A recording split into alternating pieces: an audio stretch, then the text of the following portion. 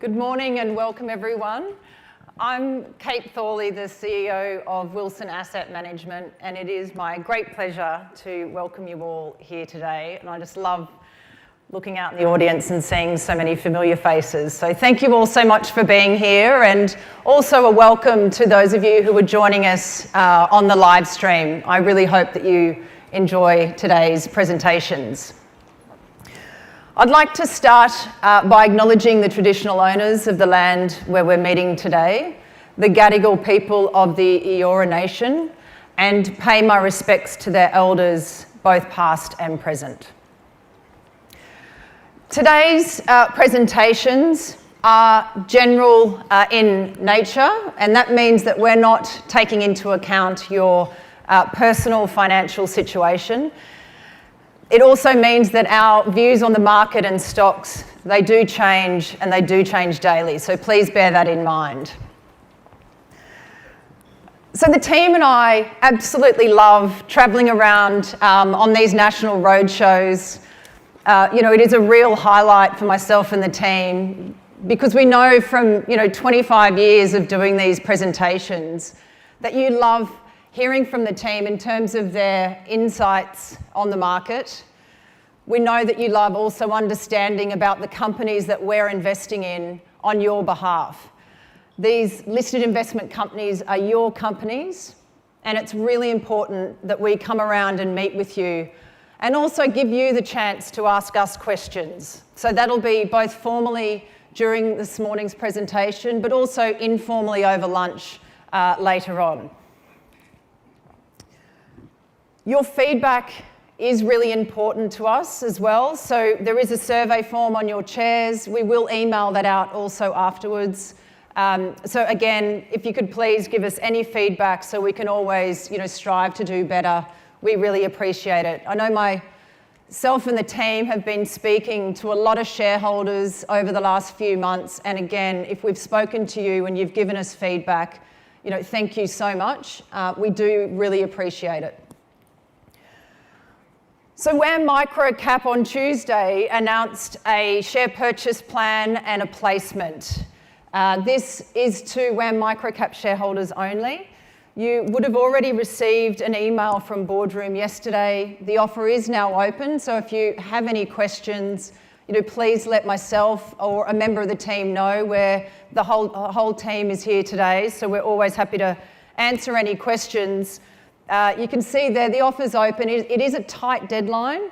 The offer's not open for very long, and the capital raising amount is a little tight as well. So just make sure that you bear that in mind if you're a WAM Microcap shareholder, and give yourself plenty of time to speak to your broker or advisor if you have one. So today's agenda. Before I hand over to Geoff, this morning you will be hearing from each of the portfolio managers for each of the listed investment companies that you're invested in. We will then be holding a live buy, hold, sell, because we know you love your stock stories. We'll have a Q&A session from the floor. We'll then invite the Future Generation team to present on Future Gen Australia and also Future Generation Global. Then we'll have lunch where, again, as I said, you'll have a chance to meet with the team and ask any questions also informally. And then after lunch, we've got a real highlight at 1 o'clock. Anthony McDonald from the AFR will be hosting a panel discussion with the former RBA Governor, Philip Lowe, who is our new, or will soon be our new chair for Future Gen Australia, and also with Geoff Wilson and portfolio manager Nikki Thomas from Magellan. So if you can, please stay around for that. That's on at 1 o'clock following lunch. So with that, I'm now going to hand over to our chairman and founder, Geoff Wilson, who will give you an update on his view of the market, the LIC sector, and WAM Strategic. Thanks, Geoff. Look, thank you very much, Kate, and welcome everyone. There are a lot of familiar faces, and if anyone can cast their mind back I know there's some of the regulars that were, when we started off, I think our first shareholders' presentation was in Macquarie Street, and afterwards we gave you all donuts. And I think there was about 20 people there, and I think all the donuts were stale. Then for a decade we gave you nothing. Well, actually it's probably longer, a decade and a half, as long as we could. But it's your money. You've got to remember when you're having that lemon water out there, it's your money you're drinking. But look, thank you very much for coming today. I've got a couple of things I'd like to cover off on. In terms of, first of all, what are we trying to do? We're focused on making a difference in terms of performing, in terms of the money that you allow us to manage on your behalf, making a difference in terms of standing up for what we believe is right, and that's from a investment perspective. And a number of people we've talked about franking credits, and we'll talk about some other things that we're doing at the moment. We were in Canberra yesterday doing the presentation, and Jesse, our CFO, Sam, head of comms, and myself had a meeting with Treasury, so we'll talk about that project. And also, what also are we trying to do? We're trying to have excellence in terms of communication and engagement with yourselves, your shareholders, because we're only here because of you. You own the company, and we're here because you allow us to manage that money on your behalf. And just on that, and thank you. The reason why we're using this format today is because of feedback from yourselves. And we used it yesterday in Canberra, and we actually think it's a better format than the one we used 12 months ago for the shareholder presentations. But what we do, and we're also adjusting a few things, where the NTAs, I know for a long time people have said, look, I know you announced the NTAs on the 14th of each month, can we have some of them a little earlier? And what we're doing is we're in the process of decoupling the NTAs, and so that'll allow us to announce some of them at various points in time up until the 14th. And you'll see in your bag, your little WAM bag, in here there's a sort of a blank copy of a new look NTA in theory, and any ideas, and there's a little design competition. Any feedback you have in terms of what you like on there, what you don't like on there. So the NTAs that will come out this month will actually be in this form. But then once we've got the feedback from, once we've finished the roadshow, got the feedback from everyone, then you'll see the following month's NTA, which will be the one we'll use for a reasonable period of time. Also, the NTA competition was a competition that just came into our minds in the last couple of days. So before that, we hadn't had a WAM bag competition for, probably 10 years. Bill, how long ago was it, do you think? Yeah, fair while. Yeah, at least nearly a decade ago. But what we're going to do is do a WAM bag competition again. Does anyone remember when we had the WAM bag competition before? Put your hand up. See, a lot of new shareholders. That means, I don't know if that's good or bad. But no, what effectively it is you all got the Wilson Asset Management on one side, FishGen on the other side. You got the bags, you pick them up out the front. Anyone at the presentation, pick them up. Anyone online, well, you probably have to come into the office and pick them up. And what we'd like you to do is take a photo of the bag somewhere interesting. Now, I remember last time there was, and the competition runs till the 1st of August.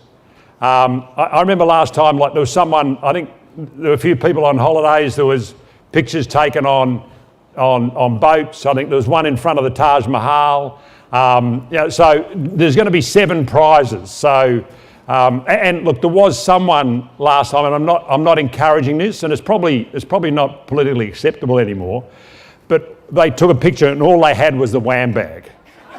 So we're not encouraging that at all. And what we're going to do in the office, for those of you who've been in office, we've got a wall that was empty, and we're looking at potentially buying some art to put it on there. And I said, look, and we decided we're better off just having pictures of shareholders. And obviously, whoever wins the WAM bag, you'll be slightly bigger than the other ones. And when we're doing this presentation in 12 months' time, we'll have these we'll put the slide up of all the pictures of all the entries of all the people that have gone into the WAM bag competition. So that's that. Now, what else is on my list of things I need to cover off? So the stock market. So what's the market going to do? Of course, that's $1 million question. The latter part of last year, I'd been surprised that we hadn't had incredible pain in the stock market. After the amount of the trillions of dollars that was pumped into the system, the incredibly strong bull market in bonds, and the free money that we had go back in the last few years, and probably the latter part of last year, early part of this year, this year obviously we're in the US presidential election year. I turned a little bit more bullish because effectively, and I remember when I started working the stock market in 1980 at Scottish Amicable in the investment department, Don Brinkworth there, he drilled into us effectively how it works, the presidential election cycle in the US. Obviously the biggest consumer in the world, in America, and how the money's pumped into the system, because whoever's in wants to get re-elected. So I turned positive, and I thought, and all the statistics tell you that. And I know we sent the letter out or an email out a month or so ago, just taking you through some of the statistics. Since I think 1929, in the presidential election cycle year, the market's gone up 75% of the time, and it's gone up a little above 7% on average per annum. Also, when markets hits new highs, they tend to keep hitting new highs, and the statistic was that for that was about 83% of the time the market keeps going up once it's hit a high 12 months after it hit its first high, and it goes up about 13%. So in terms of, I was sitting reasonably positive looking for this year. The tough part is, in the first quarter, say looking at the Dow, it's up 10.16%. So we've already had a lot of the performance. It's actually performed better than the average performance in a presidential year.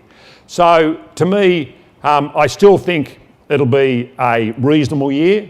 Obviously, inflation appears to be under control. Interest rates coming down. I think the statistic is something like if in the year where interest rates actually drop, I think the market goes up nearly it's gone up historically every year when interest rates have started to come down. I'm reasonably positive. What worries me a little bit is the market's been so strong in the first quarter. So there could be a little bit of indigestion along the way. And I know a lot of people, and we'll probably talk about this a little bit later, in the 1 o'clock session. I know Anthony, I've seen his questions. I've got to pick some stocks. I've actually got 3 stocks that I'll talk about that I think are good value. But in terms of, effectively where we're going over the next 12 months and inflation and interest rates. In terms of, a number of people have talked about the LIC sector, the closed-end fund sector. As I've just been in New York and I've been seeing, some of I had a meeting with the biggest investor, the biggest fund manager that invests in closed-end funds globally. That's Bose Weinstein from Saba. Good meeting with him and his offside of Paul. And in terms of, where is the LIC sector? And I was just talking to some shareholders earlier, and I said I'm going to cover off it, and they said, "Oh, look, there's some new people here to listed investment companies," and thinking about listed. I was thinking about the phrase to sort of encapsulate listed investment companies, I think it's the thinking man's ETF. Or maybe the thinking person, sorry, it's the thinking person's ETF. Because the great thing about listed investment companies, first of all, they're structurally superior to ETFs. They're a closed-end pool of capital. So you're not influenced by money flowing in and out. So that closed-end pool of capital can invest wherever it wants, take a medium long-term view. And the reason why a lot of our business is listed investment companies is because of research that Morgan Stanley in the US did about 35 years ago, which showed that a closed-end pool of capital, like a listed investment company in Australia or a closed-end fund overseas, outperforms an open-ended pool of capital, like just a normal managed fund in Australia. It was about by 2 to 2.5% per annum. Now, why does that happen? It happens because the average, for the open-ended pool of capital, money flows in at the top of the market and money flows out at the bottom of the market. And the average investor gets about half the market's performance because they tend to buy at the top and they tend to sell at the bottom. So if you're managing an open-ended pool of capital, you're forced to buy at the top and you're forced to sell at the bottom. When you've got a closed-end pool of capital, that doesn't happen to you. And where are we with listed investment companies at the moment? We're just going through a consolidation phase. When we floated WAM Capital, I think there were high 20s LICs listed in Australia.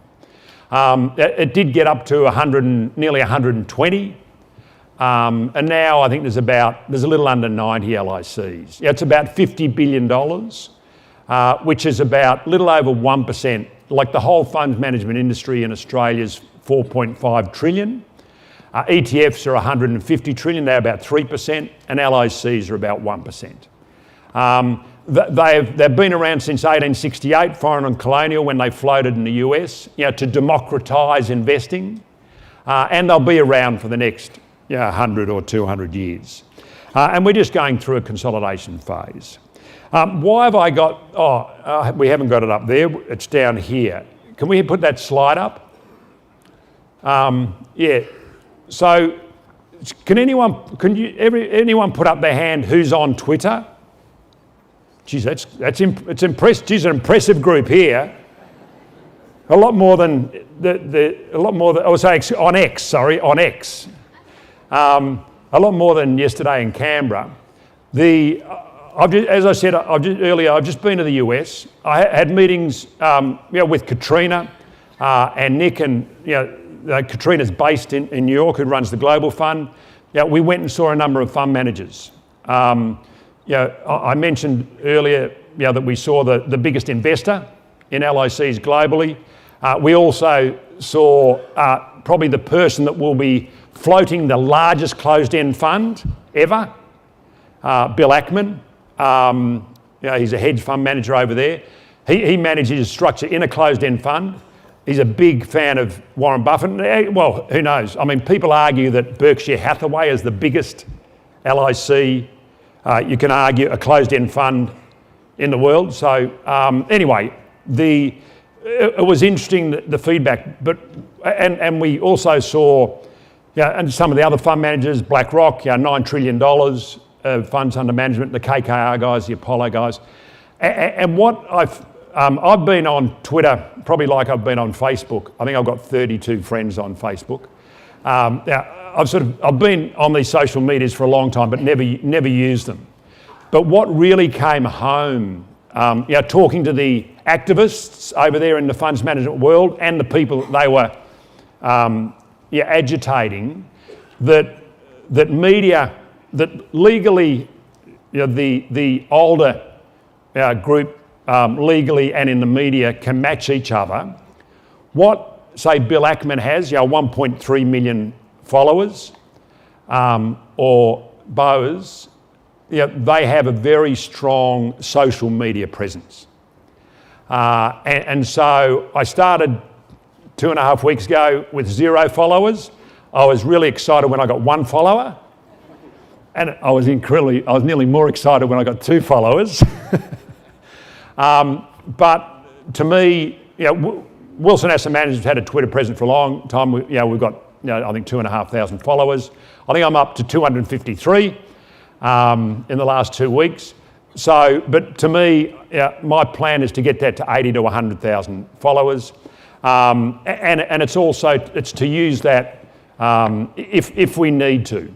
Now, in terms of trying to make a difference, you'd all be aware, back in 2018, 2019, when the then opposition was coming in with a very illogical strategy on the dividend imputation system or franking credits. We ran a petition. I think we got 25,000 or 30,000 people signing that petition, and it gave us a lot of muscle to get things changed. At the moment, we're still fighting on the franking system, and what a lot of people don't realise, and it's interesting on Twitter, some younger people saying, "Oh, franking's for the old people." They don't realise that Paul Keating brought it in. The Labor Party brought it in. It is brilliant for Australian companies. It's actually brilliant for the young people in Australia because it gets Australian companies to invest in Australia, pay tax in Australia, employ Australians, and if you want to dismantle that system, you'll end up, cast our mind back before that was brought in. Then a lot of Australian companies, look at the Australian banks. I was talking to a shareholder earlier. We're reminiscing about Westpac.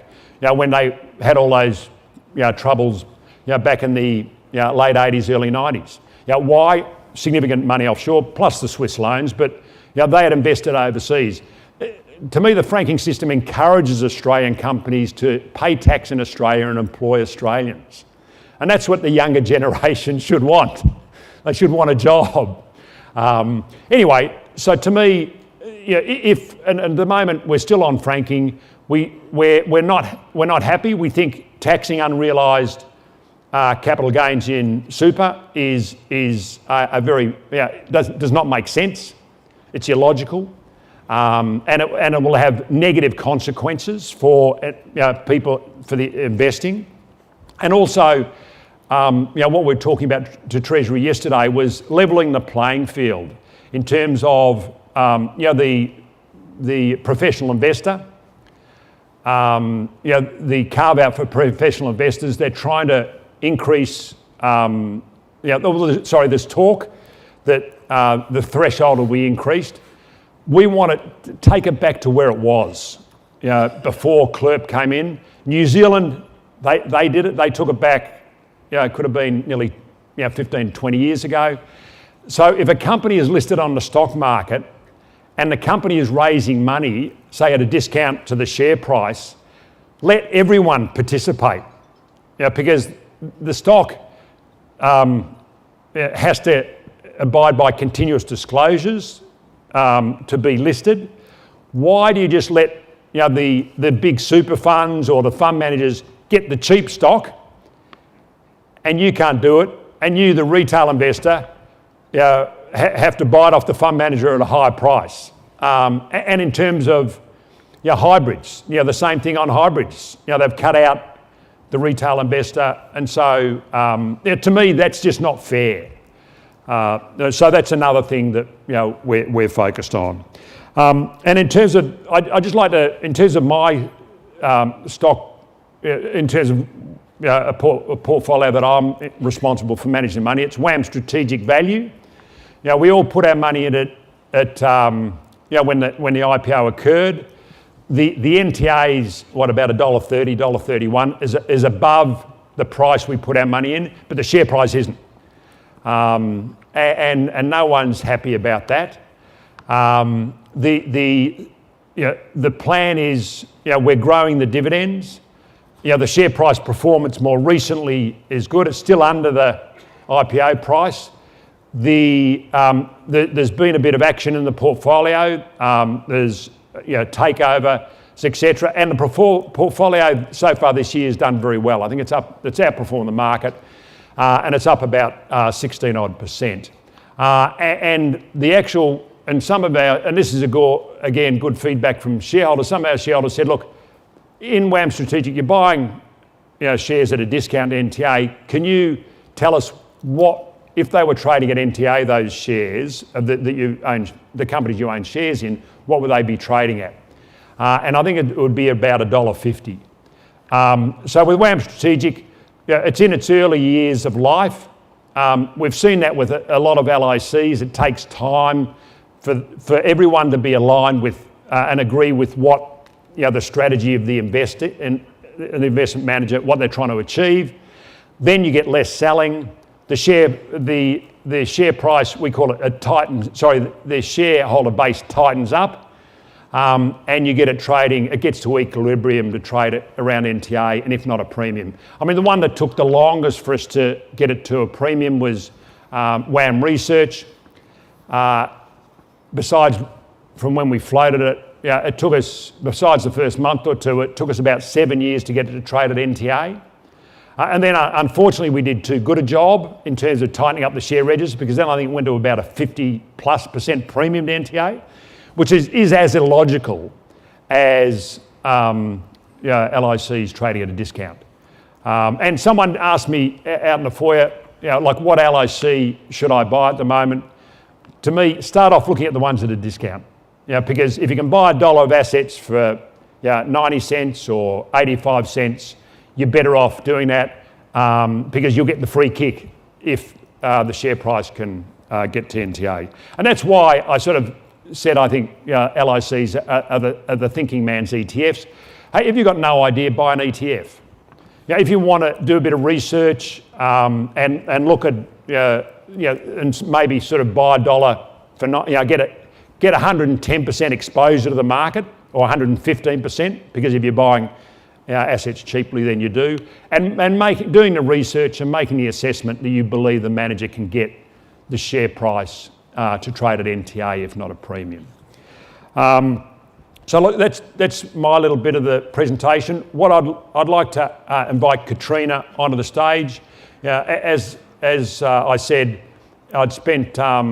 Catriona, that's right, come up. I was just going to keep talking while you come up.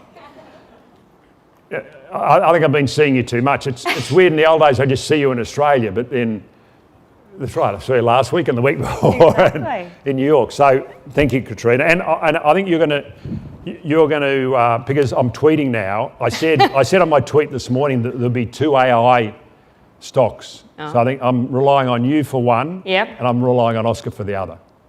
Got it. Thanks, Thank you. Geoff. So 15 years ago, I was living in London, working as a portfolio manager, investing globally. It was amidst the global financial crisis, and now at this time, one of the thematics that was being discussed was the aging infrastructure across the US and the issues with the financial system and the utilities and their inability to invest amidst a cost-cutting efforts that they were putting in place. At the time, there was also a thematic underway with these utilities. As they cut costs, they were outsourcing their labour forces. Fast forward to today, and you have a significantly outsourced labour force that maintains and upgrades the grid in the US. You also have never before seen power demands being placed on the grid across the US. And this is because of effects such as reshoring. You've got energy transition and renewables being added onto the grid. And you've also got artificial intelligence that's now coming into the picture. The IEA estimates that one ChatGPT search uses 10 times the electricity as a Google search. Imagine layering that across the 330 million people in the US and how much we all Google search each day. This is where one of the thematics that the WAM Global portfolio is exposed to comes into the picture: critical assets and infrastructure. One of the core holdings in the portfolio is a business called Quanta Services, which I know from those days back in London 15 years ago. It's a business that we invested in 2020 amidst the fallout from COVID. It was one of the areas that was enabled, their workforce was actually able to be out in the field. So they're the ones that the utilities outsource the maintaining and the upgrading of the grid to. And they're the biggest and the best in the US at what they do. They have a best-in-class management team. I caught up with the CEO, Duke Austin, and CFO, Jay Shree Desai, last month in Florida, and we catch up with the management team regularly. Since we invested in 2020, the share price has gone from $40 to 240, and it's a great example of what we look for when we're finding stocks for the WAM Global portfolio. What we're looking for is businesses that have advantaged industry positions, have super high quality management teams that we watch execute over time, and in many cases who we've known for decades of time. We look for multi-year earnings drivers, and that critical assets and infrastructure thematic we think has significant longevity. That investment that's occurring in terms of communications infrastructure because of huge data demand and growth, and because of that power, increased demands on the electricity and transmission grid in terms of power demand, we think is decades long in terms of earnings growth drivers for a stock like Quanta. There's estimated to be $2 to $4 trillion that needs to be invested in the aging infrastructure across the US, and there's been various pieces of legislation that have been passed that really underwrite the funding of that spend. When I think about the portfolio, and as I said, the process for us is really those characteristics that we're looking for. One of the things we do across the team is do a significant amount of travel. We're constantly across Europe, the US, and Asia. As Geoff said, I'm currently based out of New York. And so we are on the ground meeting the companies that we invest in. We talk to competitors, to suppliers when we invest in these businesses. We talk to former employees, industry experts, and that's really core to our process. Now, there's a number of thematics that the portfolio is exposed to that really underpin that factor of multi-year earnings growth. We think there's these structural themes that play across many of the stocks in the portfolio and really underwrite the earnings growth that we see for the businesses that we own. And in our view, ultimately, share prices move around, but ultimately earnings growth drives share prices over the long term. Some of the thematics that the portfolio is exposed to that are driving that multi-year earnings growth are digital enterprise, electronic marketplaces, innovative health, and critical assets, which was that Quanta, an example of Quanta as an example that fits in that bucket. But one of the thematics that's overriding everything and getting an enormous amount of attention right now is artificial intelligence. We talked about this at a roadshow last year, but in terms of airplay and time that has really been focused on AI in the last year, it's picked up considerably. We've spent a considerable amount of time assessing every business we did own in the portfolio and working out who is really the beneficiaries and why is this so significant when we look at the stocks we own and the world more generally. We do think artificial intelligence represents one of the biggest inflection points that we've seen in over a decade. What is AI? It's the aggregation of billions of data points to train computer models to be predictive about the world. In terms of how we overlay it across those structural growth drivers that we see in the portfolio, let me give you a few examples of stocks that we own that, whilst they have this multi-year earnings growth driven by these structural themes, how AI really overlays over that. Take, for example, Booz Allen Hamilton. So they're the largest consultant to the US government in terms of implementing technology. So the expertise to implement a technology across the US government is really done by people like Booz Allen Hamilton. They come in and roll out technology for the US government. They're the largest at what they do. The team has over a decade of time getting to know this management team. We see enormous amount of investment that the US government needs to do in technology both with the cloud and then with rolling out AI. And we think Booz Allen Hamilton has when we look at the pipeline of opportunities, the contracts they've already signed, we see multi-year double-digit earnings growth for this business. SAP is another example, German listed. Anyone who knows ERP systems knows that it used to be a two-horse race between Oracle and SAP. SAP really leads the way now. To be able to use AI, companies around the world need to first implement the cloud, and that's where S/4HANA, the SAP product, comes into play. The ERP is the enterprise resource planning. It's basically the backbone of large organisations around the world. SAP is quite a big exercise in terms of for anyone who's done an SAP implementation. It takes a lot of time, but it's very hard to remove once it's in. And when you transition to the cloud, and S/4HANA is their product in this space, it steps up the revenue generated by SAP considerably, and is, again, very sticky, very hard to remove. And we think they have this incredible customer base that really is being forced because of the developments in technology to transition to the cloud, and then we'll be using both SAP's AI tools and also the utilising of the incredible database that SAP houses. So we think they're very well placed to benefit from AI. In electronic marketplaces, we own and always have done across the fund a number of exchanges. So a couple of businesses here, Intercontinental Exchange and Tradeweb, for example. Now, Tradeweb is the largest exchange in fixed income markets. So fixed income markets are 20, 30 years behind equity markets in terms of moving on exchange. So think about the ASX 20 years ago. Fixed income markets, $133 trillion in assets that need to move on exchange. Tradeweb, extremely the best player in the market at what they do, number one, incredible business. These are great businesses because they've got fixed cost bases, and you add on increasing trading, and that drops straight through to the bottom line for these businesses. So we think that's an early days in terms of the electronification of the market, for example, in fixed income. And then you're going to layer on, you have incredible data housed in the exchange businesses, and no AI model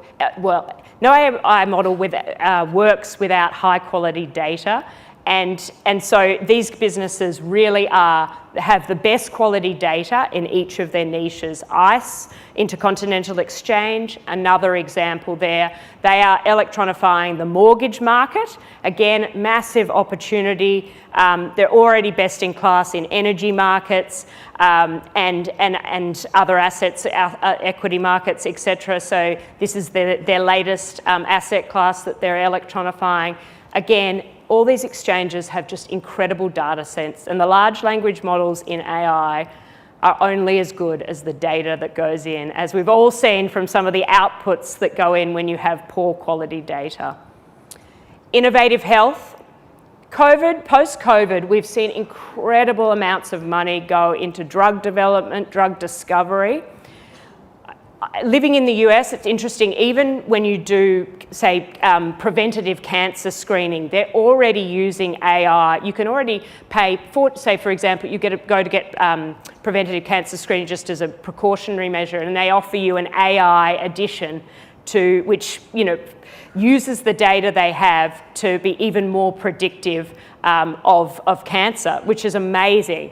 In the innovative health space, we think AI is really speeding up the drug development process and being used very early days in academia and R&D to speed up drug discovery and has enormous uses.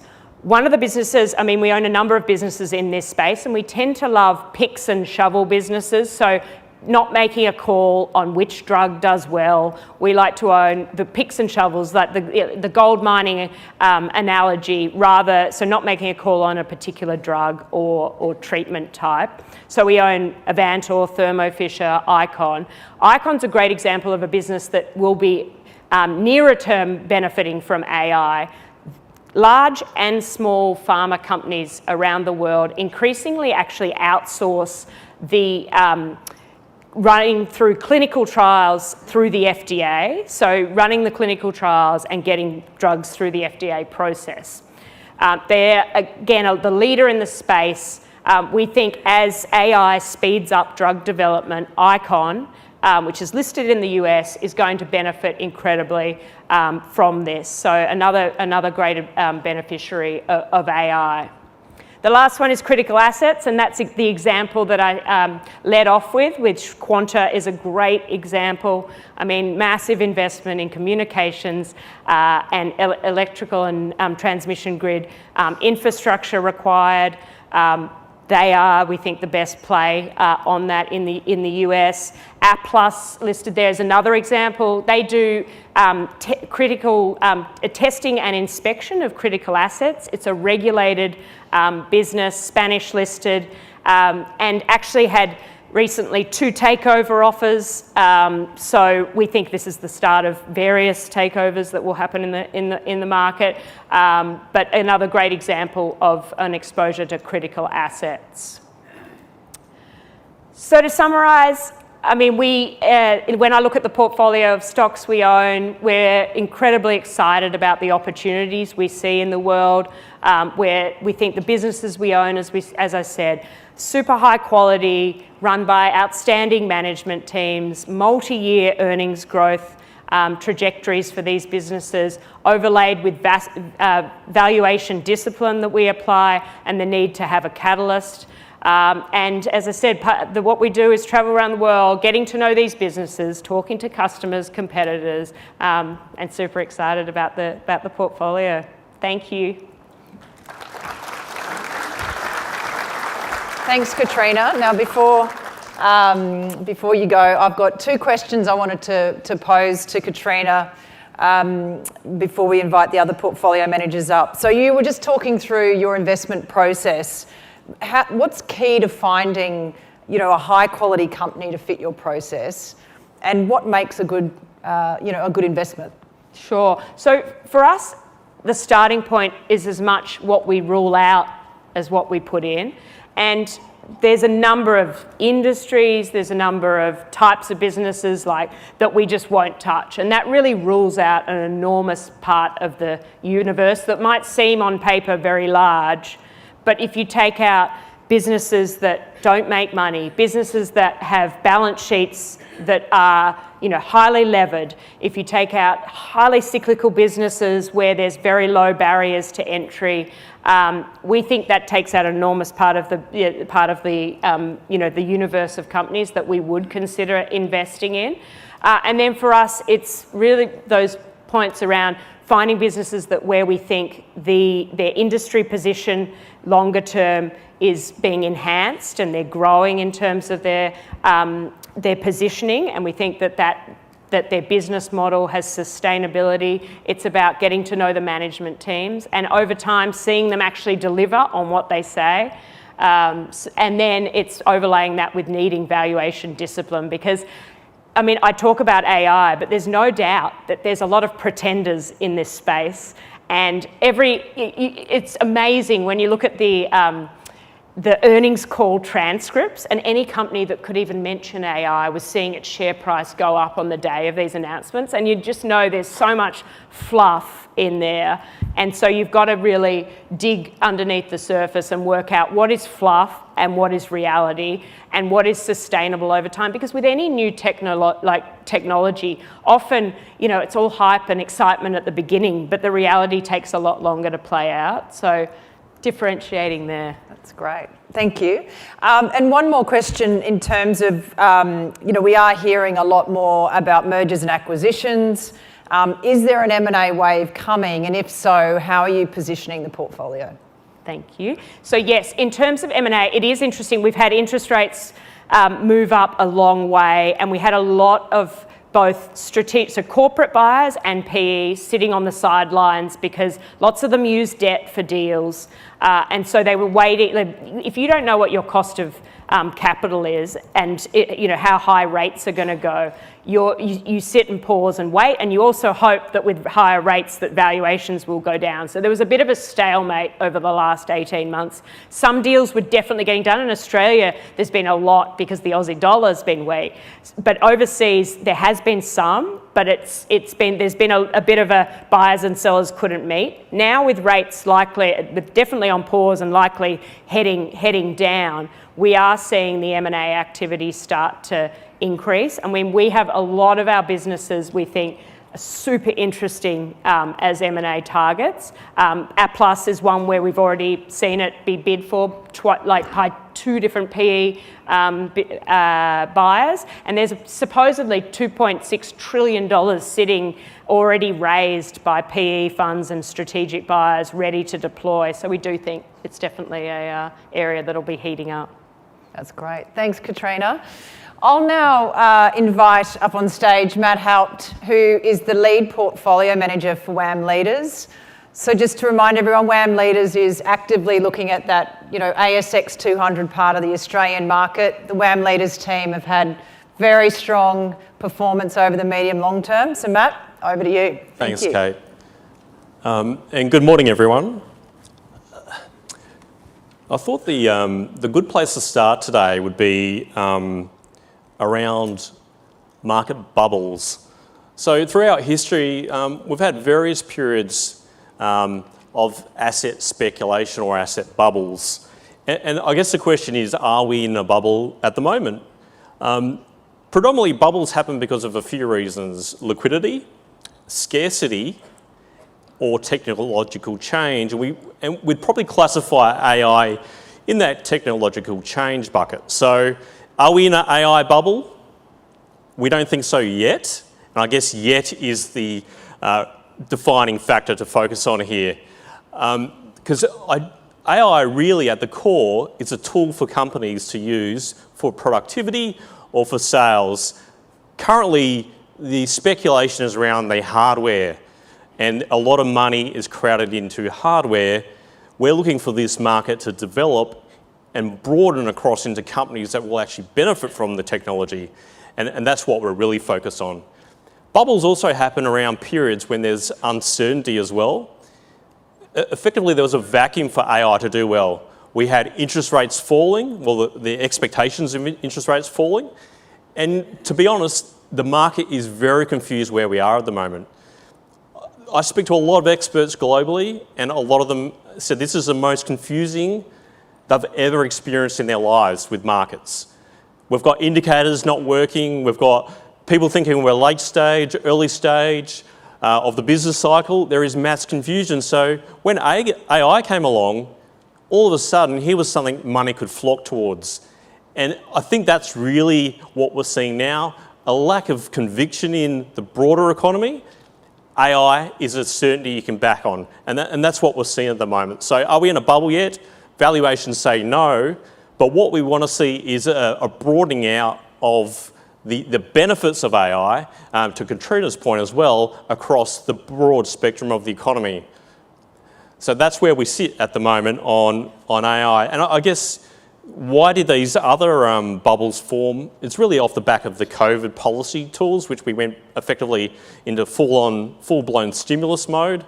We did have excess liquidity, and with Bitcoin, there is a scarcity as well. So that's where bubbles love to thrive. And obviously, recently, liquidity has improved. Even though you'd be reading about quantitative tightening, financial conditions have eased, and that's why we've had a rally in the stock market as well. So too early to call a bubble yet, but valuations say we are not in a bubble. But we've got 2 ways you can play AI thematics without paying for them at the moment. So I'd like to share those stocks with you now. And they're probably not what you think they'll be. All right, so we've got Telstra and Santos. So we all know Telstra, a great mobile company with great customer service. I was just trying to gauge the response there, because I think if I said great customer service 10 years ago, it would have been a worse response. So I think they've improved. So Telstra, obviously a great mobile business, fantastic. Why do we like Telstra? Probably the forgotten part of Telstra is this. 99% of data connectivity is run through subsea cables. Telstra own over 400,000 kilometres of subsea cables, enough to lap the world 10 times over. What they're doing now is rolling out fibre optic cables to connect all the capital cities. Previously, this was very, very old technology, very low fibre strands. They're putting in big, big cables to connect the capital cities. So we think about 10% of the business of Telstra is exposed to potential growth. You're going to see data traffic improve by 30% compounded per annum for the next decade, call it. They are in a terrific position to capitalise on this. The government gave them the money for the copper. Now they're using that money to put fibre back into the ground. We think Telstra is in a great position to capitalise on this. They will have effectively the best market position in cable within Australia. And what a great position and what a great privilege to be involved with Telstra on that front too. So Telstra, you are not paying for any uplift here for AI. They have exposure. And the core business is a great standalone business anyway. So we think Telstra is an extremely attractive way of playing that, and you'll get paid for it in a good dividend over the years. And the other one there is Santos. So you might not think, where's the link between Santos and AI? I think Catriona touched on it as well. The energy intensity of AI is huge. So we've been reading a lot of studies saying effectively the electricity demand, and I'm going to throw EV in here as well as AI, effectively over the next 10 years, electricity demand could double. And how is that going to be met? Is it going to be met through renewables? We do not think so. So we think the gas journey has longer to play out, and Santos is an incredibly cheap way of playing that thematic as well. And again, best-in-class assets, PNG, LNG is one of the best global assets out there. Motivated management team. And again, we think this exposure will benefit from these trends, both on AI and EV. And again, you are not paying for any of these benefits currently. So we think this is probably the most attractive way to play it, and that's how we're doing it within the WAM Leaders portfolio, without taking a bet on which chip will be the best. These guys connect and power AI. So we think that's the smartest way to play it. Now I'm going to share a bit of a stock story with you. Bear with me, it might be a bit long, but here we go. It was the 27th of November 2020. The market was up about 9% for the month. We had the vaccines for COVID. Everything was looking really good for our portfolio and Treasury Wines. It's around lunchtime on that Friday of the 27th. We were watching the screens as we do quite often when we don't have meetings. The Treasury share price started to fall. We're like, down 1%. Wow, that's unusual. Down 2, down 3, down 4, down 5, down 11%. We're searching, we're scrambling, looking for articles, and all these news feeds started coming out. China tariffs.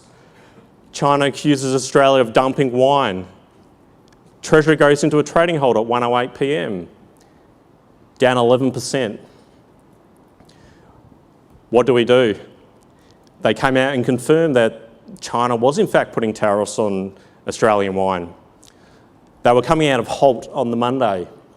So what we do, part of the way we manage money is, obviously we've got deep histories with these companies. We know their exposures. So over the weekend, we did all the sums, we did the research. We said, if it got below $9, we were a buyer of Treasury Wines. And the reason why we were a buyer of Treasury Wines was because we factored in the displacement of Chinese volumes and the impact for the company. We thought they could divert volumes and could trade through it. And for us, we love companies that you cannot replace. Treasury, you cannot replace their brands and their vineyards. For us, that is such an attractive business. And if you get back towards the value of their assets, we are a buyer of those businesses every day. So Treasury came out of Haupt on the Monday. $8.30, fantastic. We were willing to pay $9. We just continued to buy the stock over the next few days, and the stock kept falling. I mean, the Monday, Tuesday, it's down around 6% more. But we had conviction, we had done the work, we realised there was an opportunity here. Thankfully, in December, the stock was up 9%, so our homework was correct. But during this journey of tariffs on Australian wine, Treasury did a few very good things. They took the opportunity to restructure their channels into the rest of Southeast Asia. They maintained a workforce in China to keep relations open. They restructured their US distribution business, and they acquired 2 very strong companies in the US to bolster that earnings capacity out of the US and become the #1 premium wine player in the US. So as you're aware, as of last week, the tariffs have been lifted. So now Treasury have the ability to push volume back into China. And the real pleasing thing is not only the volume, the price. So wine up in China always carried a little bit more of a premium. And we're getting early feedback of distributors saying, we want Penfolds again. And the unlooked aspect here is, when you sell Penfolds in China, quite often you have to bundle other products or bring other products online with the Penfolds within the Treasury Wine brand portfolio. So we think there is going to be a general uplift in volume as well, and discounting is effectively dead. So we think Treasury is in a fantastic position to go forward with high earnings growth, and their growth engine of China is back. So we think that is fantastic, and it's still valued not according to the benefit upside we see. But there's also an added benefit I've got for you today. So Treasury Wine have been very kind to us. But can you guys, do you reckon you could guess what the biggest trend we're seeing right now? Come on. AI, of course. I've got to talk about AI, given everyone else has talked about it. Now, we talked about AI this time last year, and it was around the same time that companies such as NVIDIA and the tech companies globally in the United States really started to rally. And so we took the decision as a team to interview all the chief executive officers and the chief financial officers of all the companies that we invest in to ask them, what's the impact on AI on your business? Now, we conduct over 5,000 company meetings a year across the small cap team, and the overwhelming response was that AI is a game changer. And I think it's best exemplified by the Microsoft CEO, where he was quoted as saying he thought that AI could be bigger than the internet itself. Now, as we look at AI, we see 2 broad categories of companies that will benefit. You'll see those that will achieve higher levels of revenue growth, and those that will see a lower cost base. Now, on the revenue growth side, we think data centres are well positioned here. They'll see a spike in data consumption, storage and connectivity, and data centre company NextDC is the best, well placed here. Could you imagine a world where a computer effectively interprets data from an injury, for an X-ray, and can determine that injury before it goes to a doctor? Well, Pro Medicus in the healthcare software space is developing products here that can really benefit the company over the longer term. And on the cost side, look, a lot of companies are going to benefit here and clearly benefiting now, but we do think the e-commerce sector in particular has seen a lot of benefits over the last 12 months. And that's as they use computers to replace humans for mundane tasks such as simple customer service activities. And certainly Temple & Webster and Kogan have had really strong results as late. Now, when we put it all together, we look at the 5,000 company meetings. The team came together before the presentation. We said, what's the company that we think is the most exposed to AI and will do the best? And that company is called Megaport, and the ticker is MP1. So Megaport provides data connectivity between data centres globally. In other words, it allows a data centre in New York to speak directly to a data centre in Sydney in the most efficient manner. Now, our catalyst to buy shares in Megaport came from the announcement of the new Chief Executive Officer, Michael Reid, which happened in April of last year. Now, as is often the case, we sometimes get ideas for the portfolio from the most unlikely places, and in this case, it actually came from one of my best mates who works in the technology sector, and I got a random text one night, and it says, "Hey, Oscar, I've worked with Chopper Reid for a number of years. He's the best CEO in the technology sector in Australia. You should take a look at Megaport." And so I was, oh, geez, that's a little bit random. Probably should have a look at Megaport then. So we did, and the team did a lot of calls domestically and overseas, understanding more about Megaport, more about Michael, what the strategy of the business could be. Sean and our team went over to the United States, like Catriona, did a whole heap of meetings trying to understand AI. And when we came back together, the conclusion was, look, Michael certainly was the real deal. The strategy for Megaport would be taken well by the market, and that we thought AI could really be a game changer for the company in time. So look, I'm about 30 seconds from finishing my presentation, but given myself, Matt and Catriona have talked about AI, I thought I'd give you a little bit of taste of AI to conclude. Our continued research on Megaport over the last year suggests that the company will benefit from AI due to increased customer growth and larger contract wins. We think the business can beat revenue and earnings expectations, which could lead to a re-rating of the share price over the next few years. So thanks for your time today, and please don't think I can replace Oscar and the other members of the WAM Capital team. Yet. Oh, Oscar, I don't think anything could replace you. Thank you very much for that. I've only got one question, and it's, in terms of, I spoke about the raising in WAM Microcap earlier. Can you just talk to me about the opportunities that you're seeing in that microcap space and why we're raising money? Yeah, it's plenty, Kate, and it's really exciting. We last raised money in the microcap portfolio back in, I think it was July 2020, just as we came out of COVID, and it's very similar to that point in time. In fact, it probably is better. And it's pretty simple. When we saw the 2022 sell-off, since that point, large cap companies have done incredibly well, which is what you'd expect. The last 6 months or so, the largest small cap companies are doing well. And now we think the micro cap companies are due. And to give you an example, we saw an initial public offering just the other day, and the company came around, I think it was 6 months earlier, and they wanted a valuation of, say, 10 times earnings. And, we've participated in this IPO at now 5 times earnings. So it just shows you, there hasn't been any of this activity for a long, long time. And so we think it's going to build, from here. And so, yeah, we're really excited at the opportunities and think, shareholders will be well placed. Great. Thank you. Thank you. I'm now going to invite Dania Zinurova on stage. She's the portfolio manager for WAM Alternative Assets, which gives retail investors exposure to best-in-class investment partners covering things like private equity, agriculture, infrastructure, all within our beloved listed investment company structure. So thank you, Dania. Thank you, Kate. Good morning, everyone.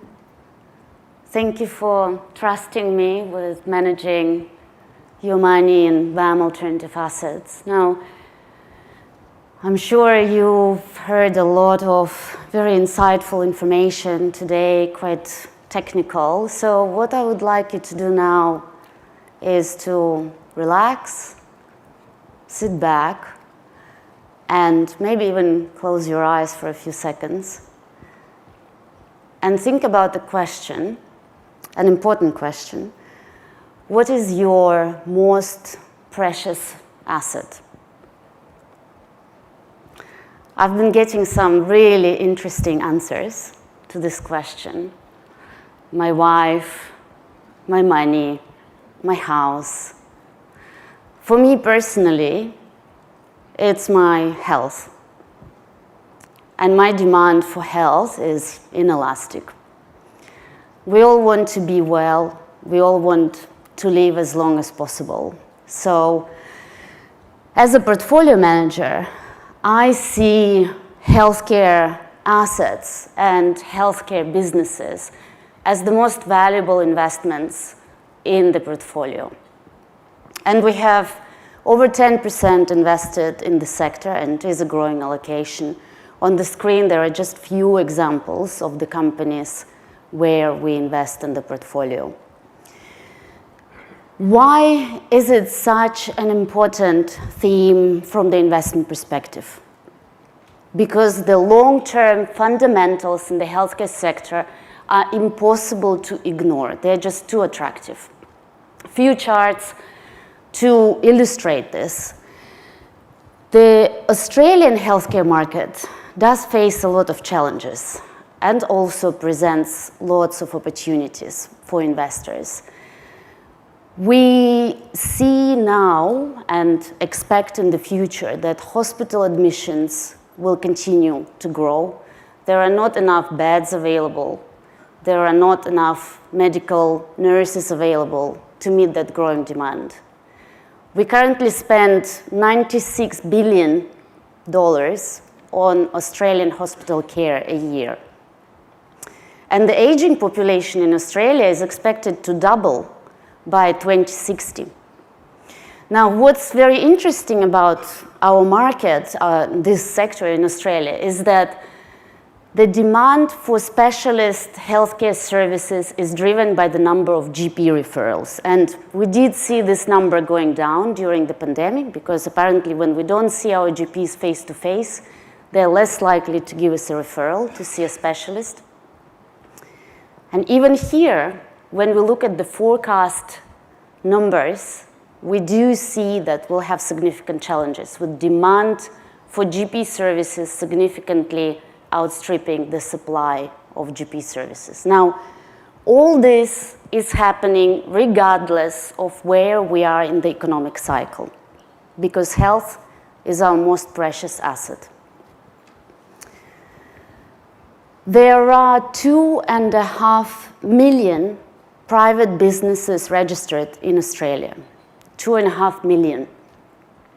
And healthcare sector is the fastest growing sector. And you can see this is last year data showing it. This is where WMA invests, and those investments are not accessible by retail and wholesale investors. BAM Alternative Assets is a listed investment company. It's listed on ASX. The ticker is WMA. So the structure is exactly the same as all other LICs that we manage. You know what to expect. Its portfolio is quite different. We invest in tangible assets and businesses that are privately owned. Their values do not change day to day. They have a great potential to deliver fairly stable income return over time, but also deliver strong capital growth, all this with lower volatility.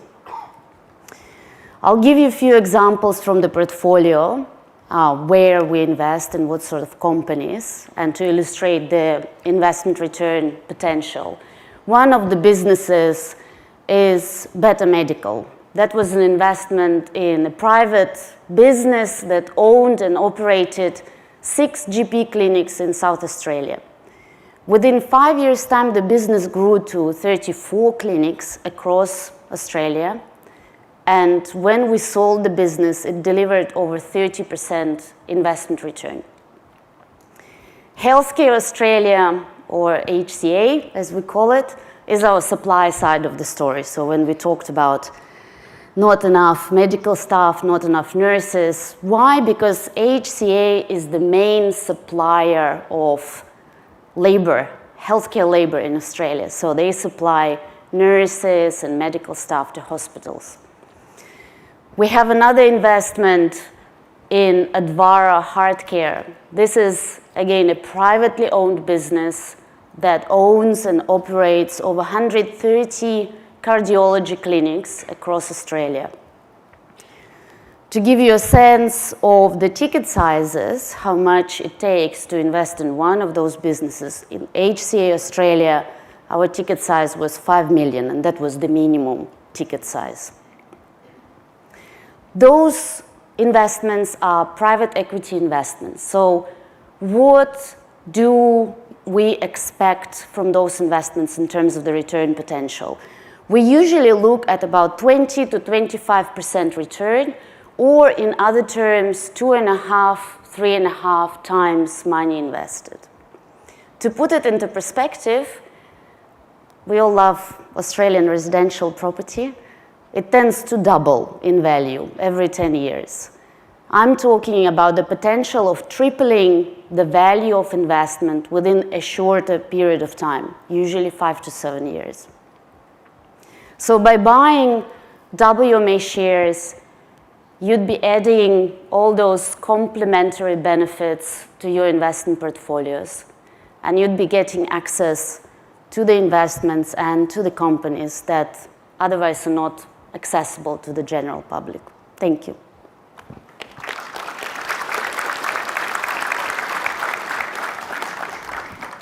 Thanks, Dania. I've got a question for you. Sorry, I just got caught off guard there. You talked a lot about healthcare. What are some of the other themes that you play in the alternative assets portfolio? So healthcare, obviously the most precious one. We invest across 4 key themes. So the other 3, digitalization, climate change, and growing demand for food. And also, just to clarify, it's not all private equity, so we would invest in infrastructure, real estate, private debt, etc., as you mentioned at the beginning. That's great. All right. Thank you, Dania. They say change happens 1% at a time. So what can you do to be 1% better today? You could take the stairs instead of the elevator. You could give a compliment instead of a complaint. Or you could change someone's life. 1% may not sound like much, but for young people in need, 1% can make all the difference. At Future Generation, we invest in a different kind of potential. We're the first listed investment company in Australia that delivers both investment and social returns. Future Generation provides shareholders with exposure to leading Australian and global fund managers. Their job? Delivering a stream of fully franked dividends and capital growth to investors. Our boutique fund managers also have big hearts. By not charging management or performance fees, we can donate 1% of company assets every year towards changing lives instead. As a shareholder, you can decide which of our preferred charities will receive your donation, whether it's helping children at risk or supporting youth mental health. Our carefully selected charities ensure your contribution is used in the best possible way. For shareholders with over 1 million shares, you can direct your donation to any charity of your choice. And as our assets grow bigger and bigger each year, so does the 1% donation. This gives our charities the financial security to think and plan long term. By 2030, we aim to have donated $100 million.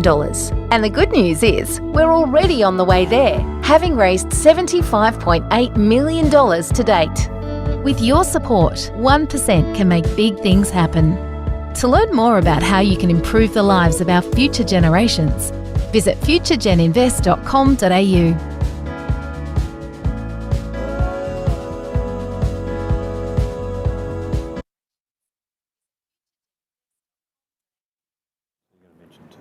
I can, yeah. I'll just see how it goes. Hi, hello, I'm Caroline Gurney. I am the CEO of Future Generation, and hopefully you enjoyed that video. This is the disclaimer. I won't go through it all. I assume that we are not going to be giving general advice or any advice, so please bear with us as I go to the next slide. And I'd like to welcome first of all Jackie Hallam, who is the acting CEO of Reach Out. Reach Out is an amazing not-for-profit that we support, and Jackie's going to tell you all about it. And we'll hopefully be joined by Sinner a little later, and he is one of their youth ambassadors, and he's going to share his story as well.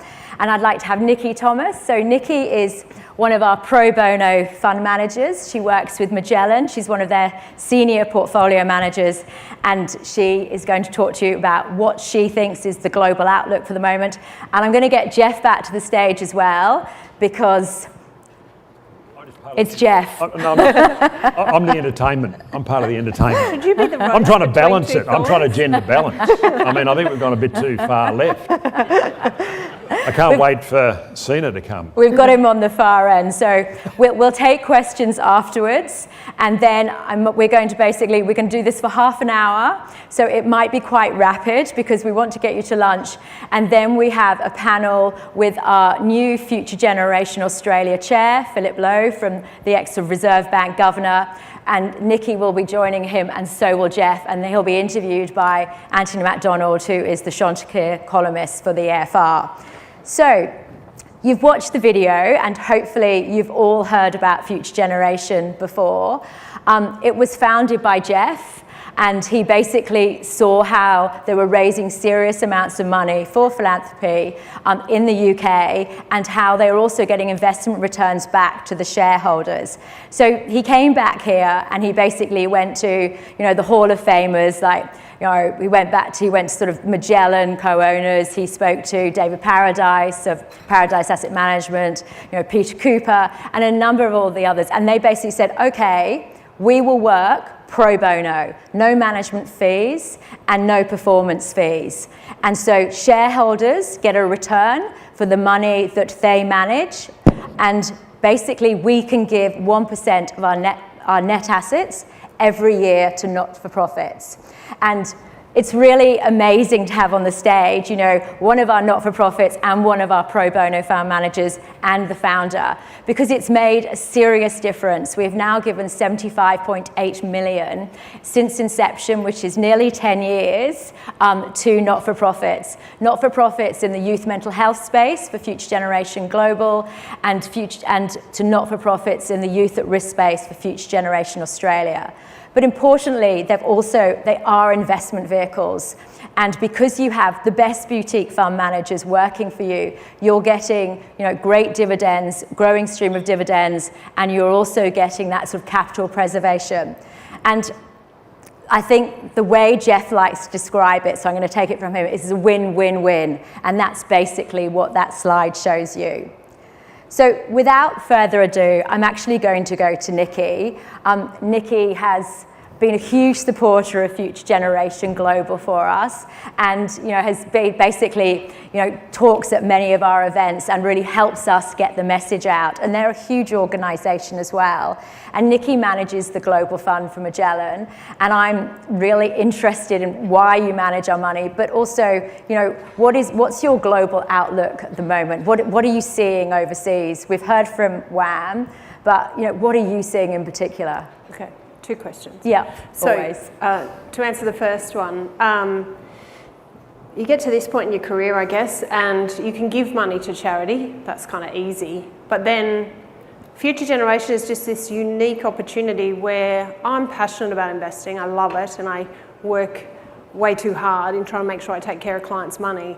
And this gives me the opportunity to bring that passion and that work to bear against a charity, and to be able to raise money indirectly, but by managing money for people and then that money going to charities means it's a layer of contribution that's hard to give when you work really hard by just giving cash to people. So it's just a lovely blend, I think, and the alignment of interest around FGG's thought process around creating long-term wealth creation for the people who invest in it is identical to ours. So it feels very sensible to be involved in something like this.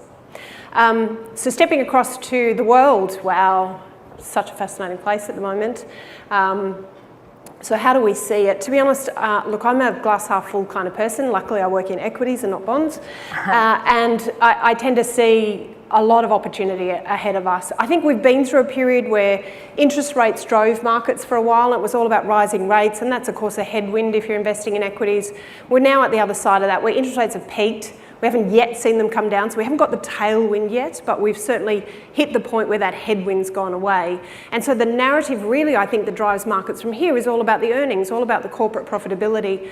And I think we're in good shape. As I look across the last round of reporting season, we'll have another one coming up soon, the companies that we're seeing delivering better than expected results has actually been the ones in the cyclical end of the market. In other words, they're catching an economic cycle upturn.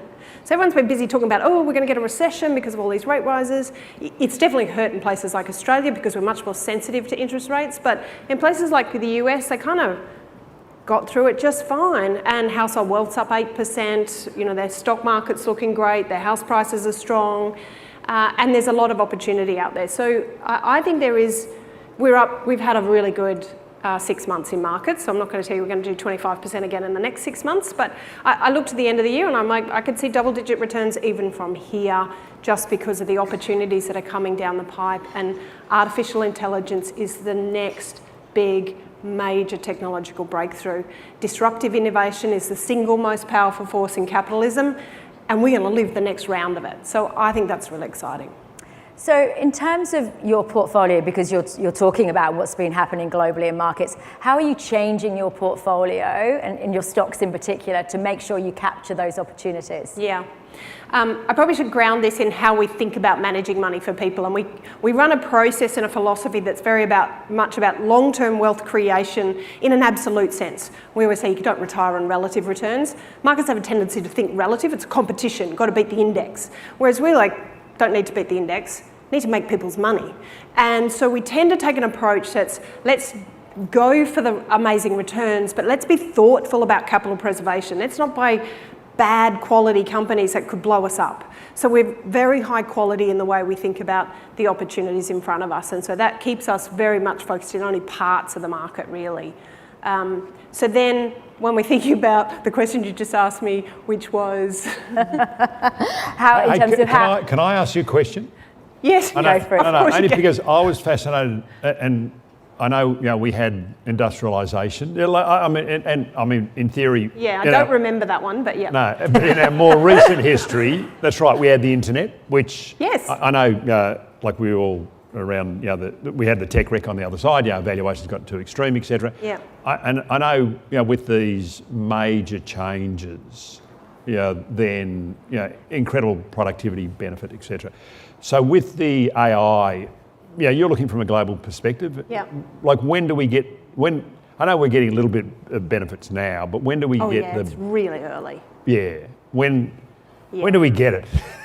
Yeah, it's a great question. Let me give you a bit of a framework around it, perhaps. So when you get major technological breakthroughs, you tend to get S-curves. And what I mean by that is you get a slow period of penetration and adoption, and then it takes off, and you get exponential growth. And then we hit a plateau. And you've seen that with PCs and the internet and smartphones. We get this rapid period of adoption. That S-curve typically happens at around 20% of penetration. And you can get in that exponential period, if you think about PC adoption, over a 10-year period, compound annual growth was 41% per annum. So you want to be a part of that. So so to me, this will be interesting for a while. We're all trying to work out how to do it, and at the moment you make your money if you're buying the enablers of it. So the enablers of those, and particularly Gen AI, the enablers of those have two characteristics: deep pockets and lots of data. So it's really simple. We've got lots of those in the portfolio: Microsoft, Amazon, Google. They're the ones who will make this come to life, NVIDIA.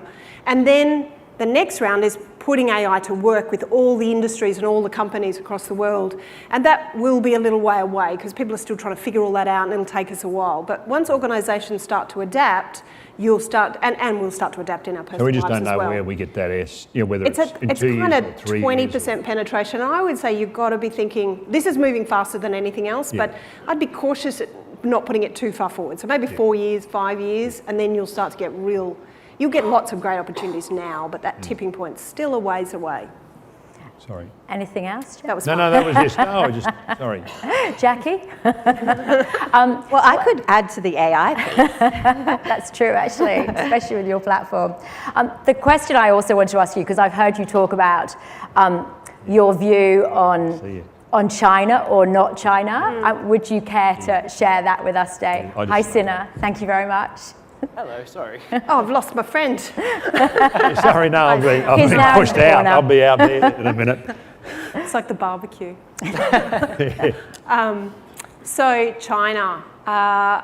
China is an amazing economy. It's the second largest economy in the world. We said to people about a year ago, we think China's going to be a derating asset because of political risk and economic risk and various other things. And I feel like I was very clever, but genuinely I thought it was going to derate over about 4 or 5 years, and it happened in 1. So it has unravelled a lot faster than we thought in terms of valuations.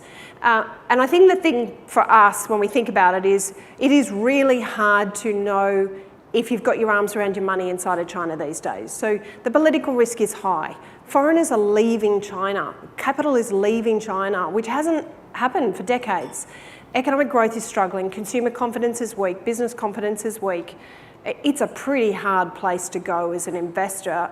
It looks cheap, but cheap can be a value trap. So we're not investing there, but what we are doing is looking at what's happening inside China, because it has ramifications for the rest of the world, and that's really important. The one piece that I think is fascinating at the moment is we had the Made in China 2025 goals in 2015, right? 10 years now, or nearly 10 years. And that was about building strategic industries, industrial complexes, and now look at what they've done. They are way out in front on EVs. Car capacity in China today is 50 million cars a year. How many cars a year do we need globally? 90 million. Wow. That's crazy. So they're building cars like crazy, and they're cheap as, I expect a lot of them to turn up here. Batteries, so all the lithium and stuff that we sell. Renewable energy, wind, biggest wind companies are in China. Solar, biggest solar companies are in China. These guys have built an amazing industrial complex. What does that mean for the rest of the world? Well, we're trying to block it with tariffs in some places, so it might slow things down. But Chinese goods, because there is such overcapacity and they are so cheap because of that, are going to flood the world markets, I think, over the next 5 to 10 years. And they'll come through emerging markets first, probably, and penetrate. But if you don't have cost competitiveness with China in those sorts of industries, so think European cars, you're in a world of pain. So it's going to have implications across the globe, and some of that will be positive for Australia, but there'll be negative implications as well. So that, to me, is the issue around China, as opposed to saying, do I bottom fish here inside of China for an investment opportunity? Because that's a really tough game to play. It is. Excellent, thank you. And our shareholders love stock picks, as we all saw from previously. What would be your stock pick? What's the one you're looking at for the long term at the moment you'd like to talk about today? I have lots. They're coming later, so Nikki's coming back on the paddle, so we can do that. I have lots of businesses I think are superbly positioned as we look forward, and that is what we are always looking for. But I would say our top positions in the strategy, and thus the top positions inside of our FGG exposure, sit with Amazon and Microsoft. It sounds a bit crazy. I'm going to talk Amazon quickly. This is a $1.7 trillion market cap company. So you all went, no way that's going to grow. So let me contextualise that. It operates in kind of just two industries, e-commerce and cloud. In e-commerce, because e-commerce is taking share of retail sales gradually every year at about 1% per annum, e-commerce grows at about 10% per annum in most markets. So you've got an industry growing double digits, and Amazon's the biggest. And then in the other part, you've got cloud, which had a terrible year last year, and fourth quarter grew just 13%. Everyone was very disappointed. So you've got cloud growing 20% plus, and it's going to accelerate on the back of AI. And it's number one cloud business in the world. So firstly, it's growing in great growing industries. Secondly, it's dominant and scaled and getting operating leverage. And then the third piece is when you break the business down, at the moment, 16% of revenues come from AWS, it's cloud business. 67% of profits come from AWS. That tells you the margin differential. So one's 30% margin. Selling goods as a retailer is likely to make you money. So they're moving more and more to providing services to people around their websites, hosting, advertising, Prime Video, all of those things. So you get revenue growth that's double digit, you get margin expansion that we think adds another 10 or 15% per annum in growth. We've got a company that can grow 20 to 30% per annum over the next 3 to 5 years. And we haven't really put much AI stuff in there yet. I think that's pretty compelling. I think so too. Excellent. Well, as you can see, we have some of the brightest minds working for you. But what I want to go to next is basically my stock picks. And are the slides up? Can we see them? You see them. So basically, mine are Future Generation Australia. As you can see there, that is a growing stream of dividends that the board is very, very, thinks that's incredibly important, and that's something that they have been growing over time. In terms of the portfolio performance in the sort of the last 12 months to the end of February, it's been 12.1%. And if you look at our dividends, the fully grossed up dividend yield has been 8%. And before that, in terms of the fully franked dividend yield, it was 5.6%. The profits reserve for Future Generation Australia is 32.6 cents per share, and we have dividend coverage. And I know earlier that a lot of people talked about that profits reserve, and that's 4.9 years. My next stock pick, obviously, is Future Generation Global, which Nikki is one of our brilliant fund managers there, along with 13 others. Once again there, we have the dividend coverage of 8.3 years, and that's a profit reserve at the end of February of 60.1 cents per share.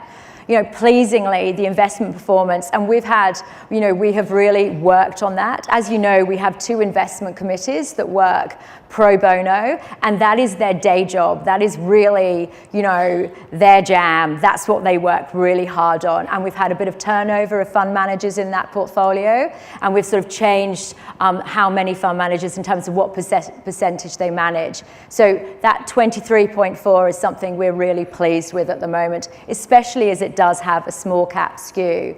And the grossed up dividend yield there is 7.9%.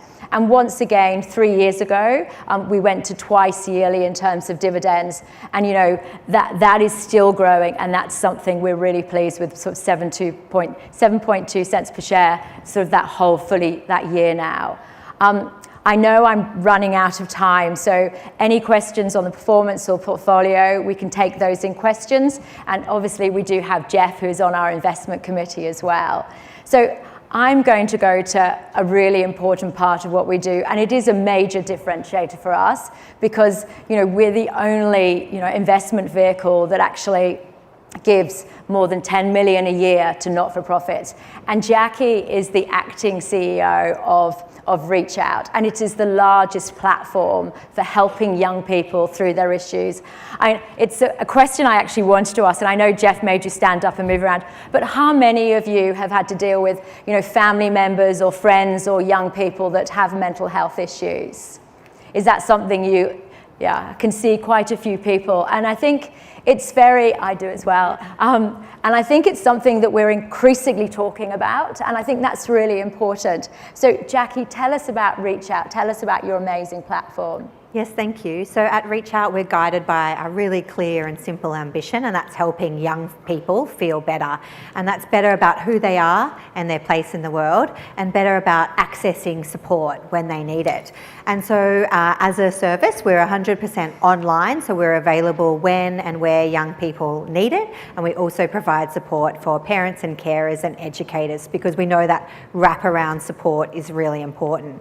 And in terms of our offering, we have digital self-help resources that you can access at any time, online communities where you can connect with other young people, share what's going on for you and learn from each other, and also one-on-one support with trained and professional peer workers. And so that just gives young people a range of options to engage in support. Excellent, thank you. So welcome, Sinna, to the stage as well. We're very lucky to have you today. Sinna, would you mind, you are a youth ambassador for Reach Out. Would you mind sharing, if you can, some of your journey and what you're actually doing now with Reach Out, please? Of course. Sitting up here listening to you guys makes me want to talk about my stock tips instead. But alas. Have you got money in the market? I did. And then after a downturn, I had to pull back, which I get to in the cost of living part if we talk about that and talk about the knock-on effects of cost of living when it comes to young people investing as well, because as we know, investing can be a great platform for generating wealth later in life, as you all know. And I feel because of the cost of living and mental health concerns, a lot of young people are being put off from entering the market early. And I think everyone in this room will realize that entering the market early is the greatest indicator of success. But in terms of my own lived experience journey, I've suffered from ADHD and depression. And a lot of people hear ADHD and say, oh, I feel that way too. I feel disorganized, or I feel a bit lazy with certain things. But there's a difference when it's your everyday and when it's just a one-off thing for you.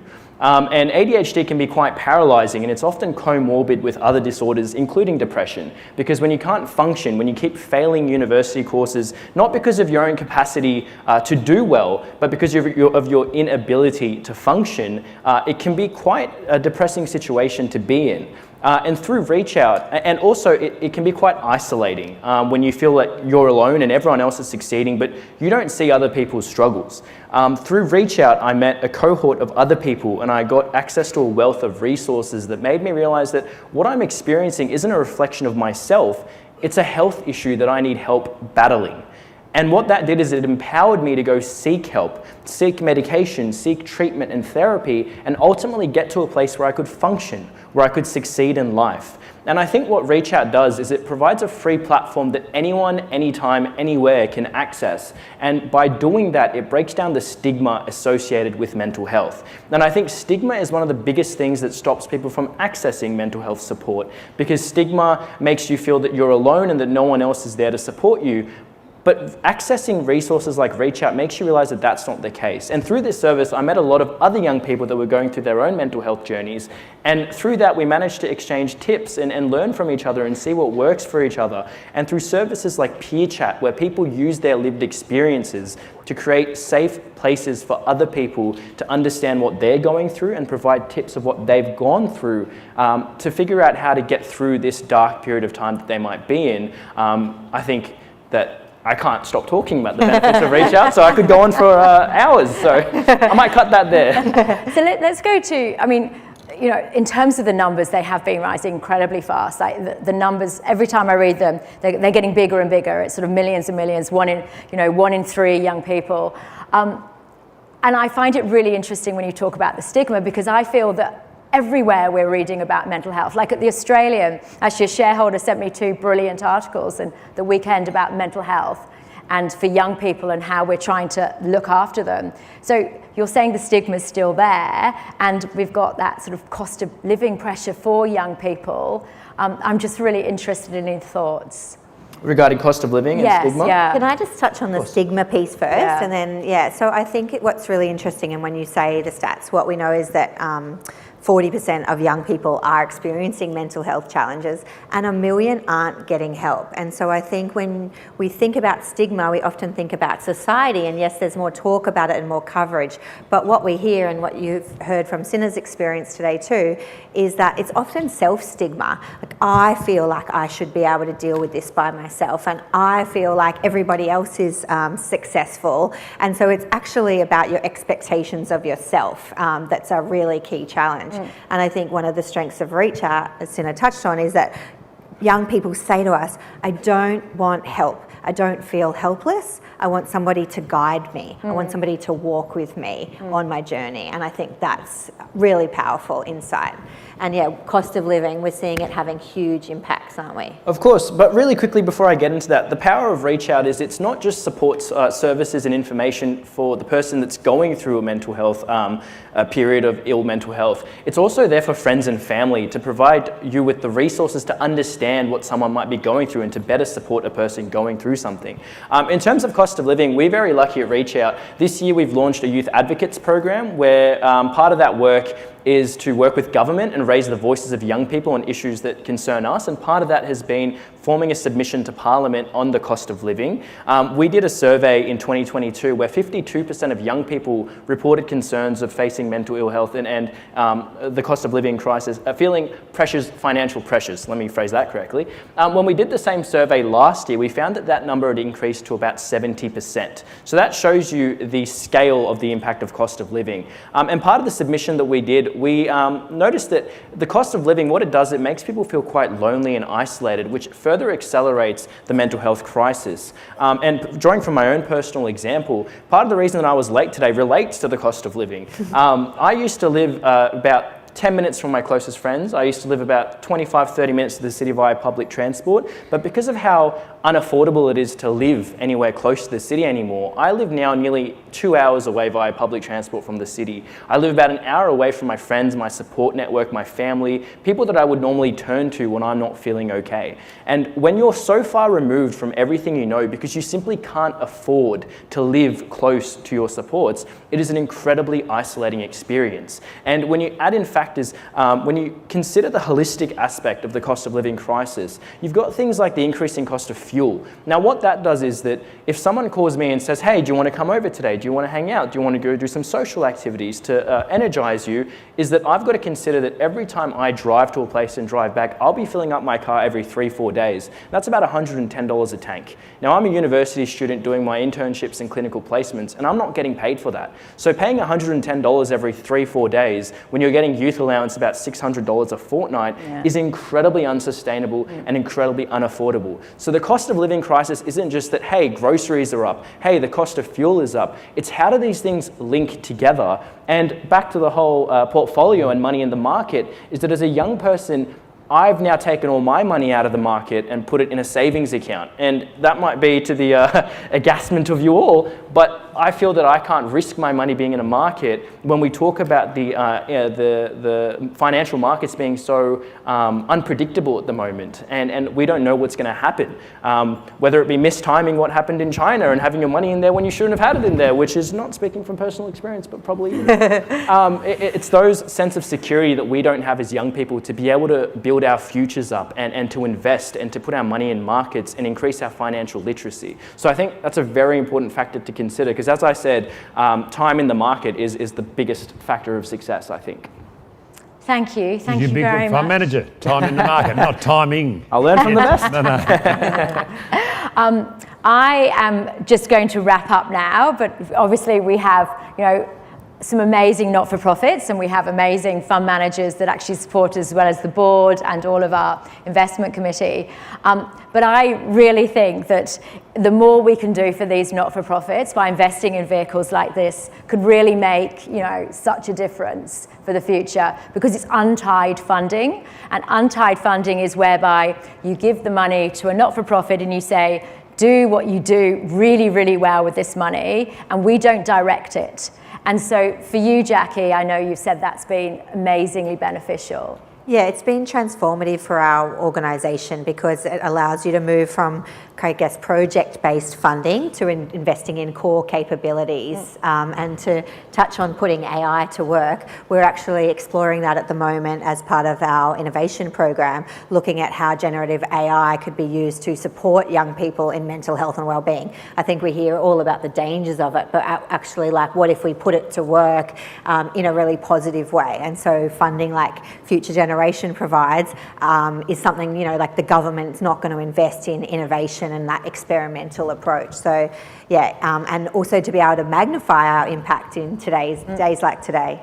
Excellent, thank you. Are there any questions? Because I know that lunch is going to be ready in a few minutes. Don't stand in the way of people and their food. We've all got to come back in half an hour for the second part. We have a question there, sir.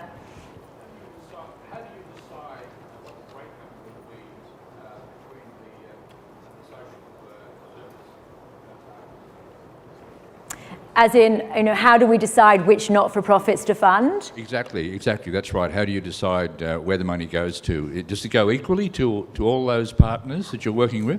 One of the best, one of the things I love about Future Generation is it's a very democratic model. So, for example, all shareholders can vote where they would like their 1% to go of our nominated not-for-profits. So, for example, we have 24 not-for-profits, and if you are in, say, Future Generation Global, if you want to give it to Reach Out, you can actually say, with my shares, I'd like to give my 1% to Reach Out.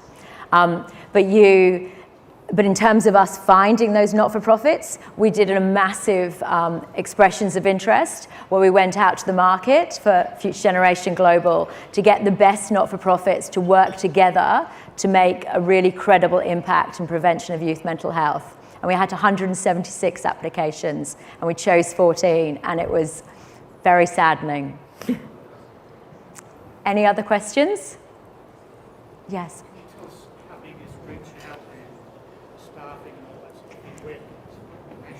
Yeah, absolutely. So the question... Someone's got to... So the question, just got to repeat the question. So the question was, how big is Reach Out, staffing, etc.? Yeah, absolutely. So Reach Out's a national organisation. Staffing, we've just grown in the last year 34%. So we're now at a 90 staff person headcount, and $17 million operating budget, 50-50 government and private funding, and helping or visitors to our website of 2 million people a year. And then we're at the moment looking to grow our peer chat service so we're on track to deliver 2,000 one-on-one sessions this year. And the government recently came in to fund them because this work was just so necessary to get out to the most number of young people. I think I might wrap it up there, but thank you very much for listening. And please come back in less than 30 minutes now for the next part. Thank you very much. Thank you very much.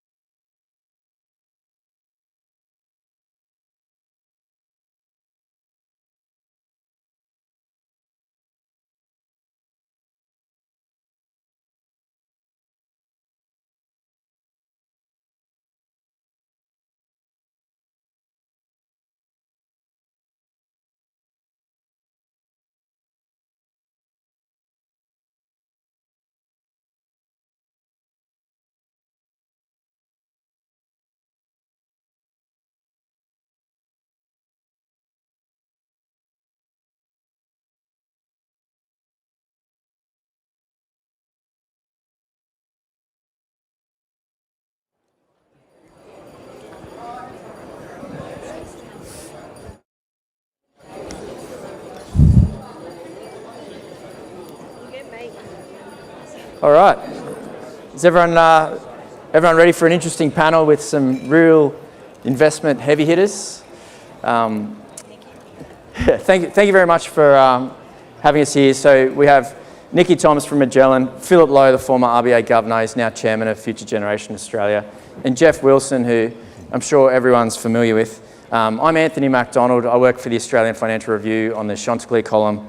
It's a real privilege for me to be here in front of such a big crowd. We've got lots to talk about. The market, the economy, it's all very, very delicately poised at the moment. We've got what looks like the soft landing that may be on track. Markets have gone nuts. Valuations are through the roof. Share prices, house prices, credit spreads, it's all extremely frothy out there. Feels quite exuberant. But I think we should probably start with Philip Lowe, giving us the man of the hour. First of all, Philip, how's your golf handicap, and is this future generation thing getting in the way? No, it's not getting in the way. My golf handicap has come down 4 shots since I finished at the RBA, so practice does improve things. Well, congratulations. But I was incredibly privileged to be asked to join Future Generation Australia. I had exposure to the fund 5 or 6 years ago when I was the RBA governor, and I spoke at a lunch, and I was incredibly impressed by the combination of good returns to investors and money going to kids' charities. During my time at the RBA, I met many people who worked in the financial sector who really wanted to make a difference to people's lives. And Future Generation is kind of a really good example of that, where the funds managers and the service providers provide their services for free, and the money goes to kids' charities, $10 million a year. So it brings together two of my passions, finance and helping kids. And we've got people in the finance sector who really want to make a difference to the society in which they live, and I'm really proud to be associated with it. So if my golf handicap goes a bit slower now because I've got more things to do, that's a good trade-off for me. Well, good to hear. Now, Philip, it's been more than a year, maybe 18 months since you were telling us about this narrow path to the soft landing for the Australian economy. What do you think about that soft landing at the moment, now that you're about 6 months or so out of the RBA? Do you still think we're on track? Well, I think we're still on that narrow path. Inflation's coming down. We've got further work to do. I think that the main challenge will be now to make sure that inflation stays back in the 2 to 3% range.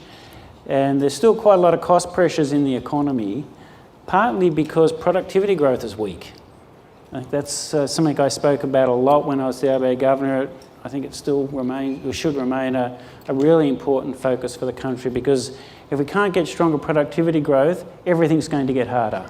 You'll get lower returns on your investments, real wages won't be able to go up as quickly, and the budget position will be under challenge. So we're still on that narrow path in the short run, but in the medium term, the challenge is to make sure that we get better at doing stuff. And if we don't do that, then our living standards will stagnate.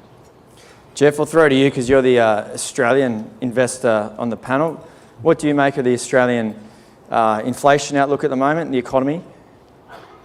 Yeah, to me, I'm just interested in Philip's comments, and that has been, it's productivity and how do we drive that? And I suppose that's one of the frustrating things that we haven't been able to deliver on that. But in terms of looking at the Australian landscape,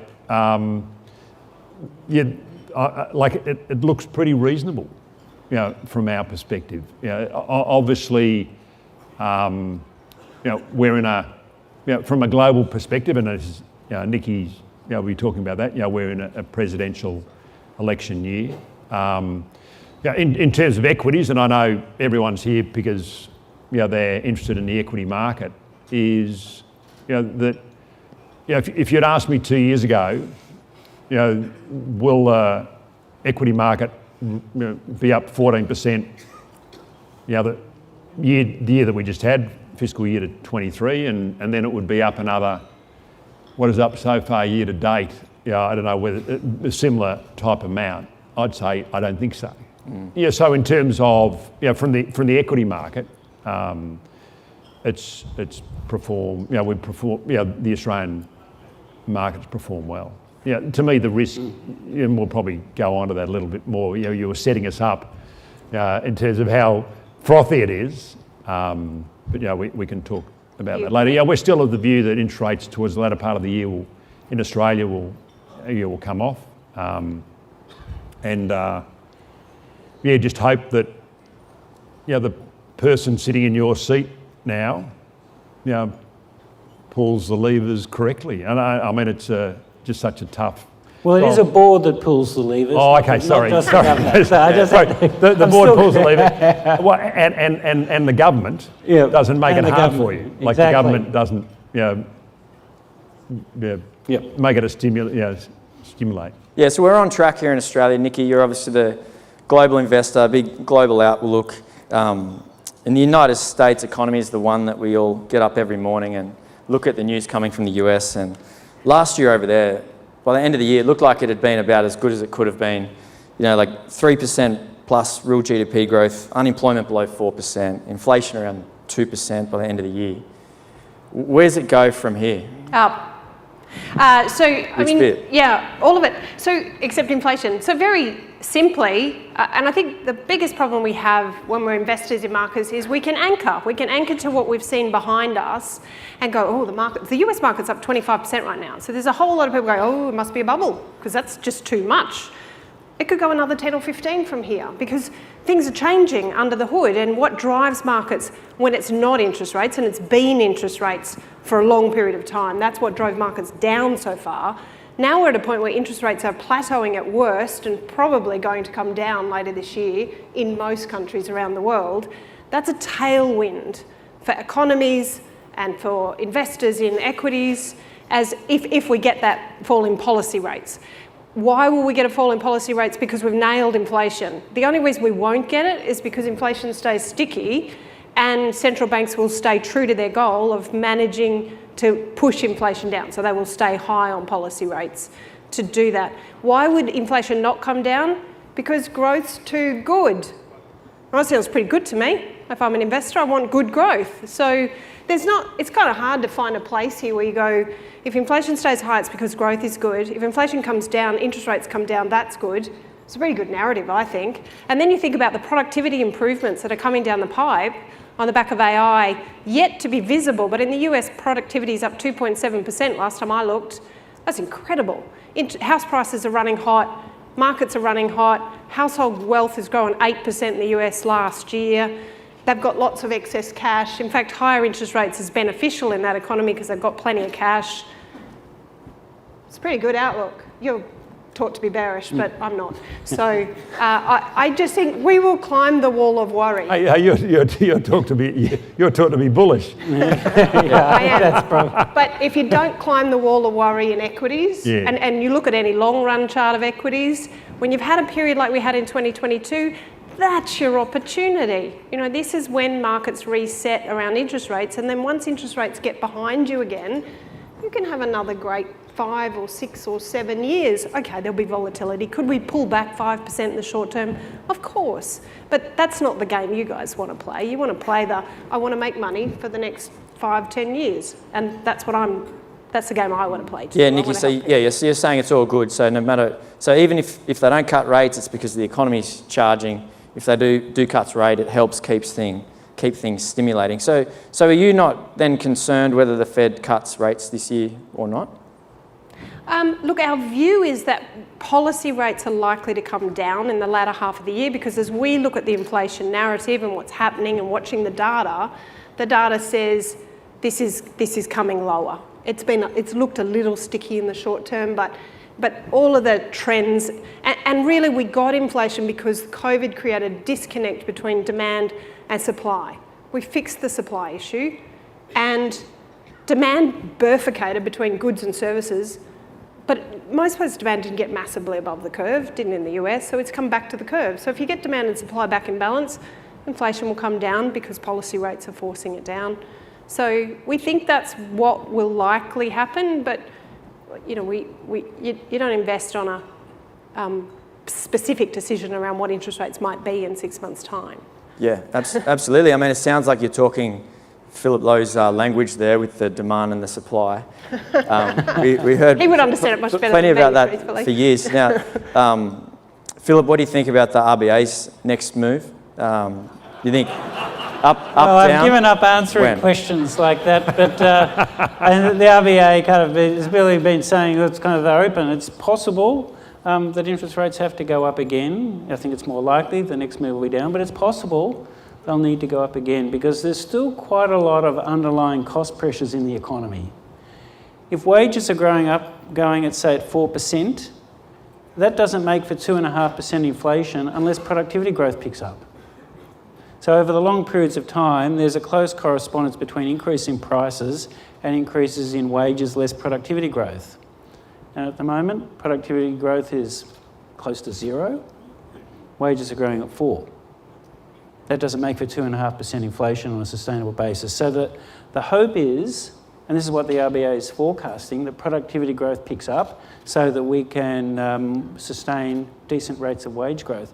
But if productivity growth does not pick up, we're going to be in a very difficult position because the cost pressures in the economy will be delivering higher rates of inflation than the central bank is comfortable with. And I know one thing, it's the central bank, and all central banks are like this, are creatures of their framework.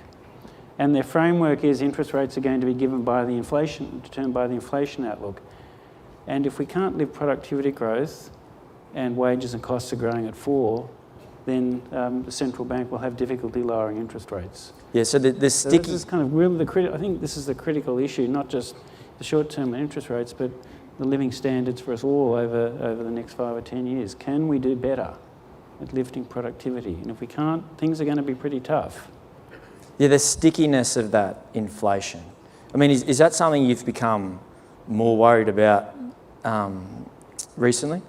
No, this was, when I was there, this was something we talked a lot about, that the inflation would come down because oil prices had stopped going up and maybe come down, and goods price inflation would slow, the supply-demand things out of COVID would be rebalanced, and that would bring inflation down. That's exactly what's happened.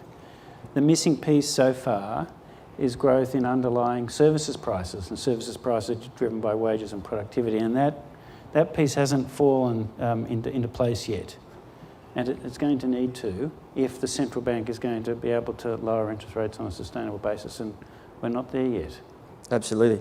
I think it's good to note that inflation expectations is a good leading indicator. Now, they potentially got a little bit unanchored in places like the UK and Australia, but in the US, inflation expectations peaked out a while ago and have been coming down. Inflation expectations is what people think they should get in a wage increase in the future. And if they're looking for 2.5, even if they got 4 last year, you're likely going to see it at 2.5. So in the US, inflation expectations are actually well anchored and always have been. So you'd have an answer on when they are here. But yeah, no, the same is true here, but we can only sustain big increases in real wages if we get better at doing stuff. And if we can't get better at doing stuff, then wages and everything has to grow at 2.5%, which is quite a big difference to where we are now. It might happen naturally, but it might not. I'm talking nominal, not real. Yeah. Geoff, bring this back to markets for us. So the ASX is at almost 8,000 points. S&P 500's heading towards 5,500. Both huge numbers. Like I said, asset prices it's really expensive out there. Do you think the market has run ahead of where the economy sort of says we should be, or what? Well, I mean, the good thing is the market does run ahead. So it has in terms of, it's tough. Like I tend to be on the conservative side, so I spend a lot of time being sort of on the bearish side. And sort of up until the latter part of last year, I was waiting for a few cracks, inflation to be higher and there'd be some cracks. So I couldn't believe that we didn't have the pain after the trillions of dollars that was pumped into the economy after COVID, et cetera, from an equity markets perspective. And then the latter part of, I think after the performance of the market in December and then looking in, accepting we're in the presidential election year this year, then and looking at all the stats about how markets perform in those presidential election years, then I thought, hey, it's going to be a good year, 24. Then of course, the US market's up 10% in 3 months. I thought, I'm sort of more like you, and I think Nikki mentioned it as well. Maybe the market's just run a little bit hard, in the short term. I'm still of the view that 24 will be a good year, like assuming everything works in terms of. I mean, to me, the interesting thing is the expectations for cuts in interest rates were a lot greater going back a number of months ago. Say in the US was it 6 or something like that. Now it's down to 2 or 3 or Probably 2 as of this week. Yeah, so to me the market's sort of climbed that wall of worry, quite well. Yeah. So are you? So I'm. But it's been driven by earnings. It's been driven by earnings. Yeah, exactly, and that's right. A lot of it has the PE expansion. I think over the last 4 years, I think it's only about 18% or something. It's very small, the PE expansion. But it's the forward-looking earnings that everyone's excited about. So broadly, to answer, it's a hard way of answering. It's not a yes or no. I'm bullish, but the market's just run really strongly. So you think that we get through this period of higher inflation, higher interest rates, without any negative consequence in equity markets? Well, I'm just trying to. Geez, that's a we big, did. We had them. Yeah. But we to had me, a horrible equity market. I sort of, if you wanted my next 2-year view, I think this will be a good year. I think next year will be a tough year, in terms of equities. Yeah. I don't. No, that's right. But it's worth noting it's the UK. Only relative. If you think technical recessions, the UK's been in recession, Finland's been in recession, Ireland's been in recession, France I think's been in recession, Germany's damn closed, Australia's looked a bit ugly. The world hasn't got through this in perfect shape. It's just we tend to focus a lot on the US at 65% of world indices, and it's done an extraordinary job of getting through this with fiscal policy stimulus and a very well executed process by the central banks. QT coming in and interest rates going up aggressively in a market that isn't as variable in its lending. So Australia has quite, 2-year fixed is variable. So variable lending means the interest rate impact hits people quickly. The US, they borrow 30-year against their house. They're all sitting there today going, I'm not moving, I've got a 3% mortgage. And so the pain of interest rates is far less effective in the US for slowing down demand and making people think twice. So that's a real, I think, important reason as to why the US has been a bit different in this environment. Absolutely. While we're talking about the US, Nikki, obviously we've got the Magnificent Seven, which has accounted for a huge parts of the gains. For those of us that didn't buy the Magnificent Seven, like myself, is it too late? Well, let me contextualise. We do love an acronym, don't we? BRICS and FANGs, and Magnificent Seven was coined in April 2023, a whole year ago. And at April 2023, the Magnificent Seven accounted for nearly 90% of S&P performance. It was all about those 7 stocks. In January this year, they were still 45% of performance. It was all very narrow. It's really widening out. And to be honest, in that Magnificent Seven, Nvidia's shot the lights out. Tesla's actually down 20%. So there is no Magnificent Seven anymore. You can dead and bury that one even just within a year. There are some Magnificents, but it's not the 7 anymore. And why are the Magnificents performed so well, and is it too late? They've really performed really well because the market has started to understand that there is a massive technological breakthrough happening before our eyes, and that disruptive innovation is the powerhouse of capitalism, and it's artificial intelligence. And if you look at who's performing, Nvidia, it provides the semiconductors and accelerated computing for AI. Microsoft, Copilot, it's going to be the leader as we go through this next massive transition around technology. Amazon, it's the cloud business and the AI enabler. So the businesses we own are in the space where we see the opportunity still large in front of them, and that's why we've stayed invested in those. Something like Tesla, the world's changed a lot on Tesla in the last year. So it's pretty hard to get excited about someone who sells electric vehicles when you can see millions of electric vehicles coming out of China at really cheap prices and probably going to land on our shores. I don't think I'd want to be Tesla today because that world changed a lot in the last 12 months. But Nvidia's still a buy. I think NVIDIA is an extraordinary business that is so well positioned for this. So I'd put it up there with Intel when we went down the PC route, or Cisco when we started making mobile phones. But often those businesses have their time in the sun, and then it moves on to other things. So I still think it's a great business, and it's probably going to continue to win for a year or two. Just be a little careful that there will come a time where that extraordinary growth that it is seeing, it's doubling in size, and its earnings are doing that as well. So it's not like it's suddenly got expensive, it's just it's growing so fast. But it will hit a point where the growth will slow right down. Some people think AI is going to be a 2-year story. I don't. But if you did, you definitely wouldn't own NVIDIA. All right, we'll come back to some stock tips, because I know that's what we all want at the end of the day. Let's just think about something big in Australia, though. And this is something that our paper's been thinking a lot about, Philip, and that's sort of the outlook for the next 40 years for the economy. So in the intergenerational report, it told us that we should be thinking at about 2.2% a year economic growth, when in the past 40 years we had 3% a year economic growth, right? Yep. That's say 1% a year difference. I mean, do you think that's something that we should sit here today and accept? Is there something we can do to try and progress as much as we have in the past 40 years? Or do we just have to accept that? I think we should be concerned about it. I mean, the intergenerational report is predicting kind of growth of 2.2% on average over the next 40 years. 1.2% of that comes from productivity growth, and 1% from increasing size of the labour force.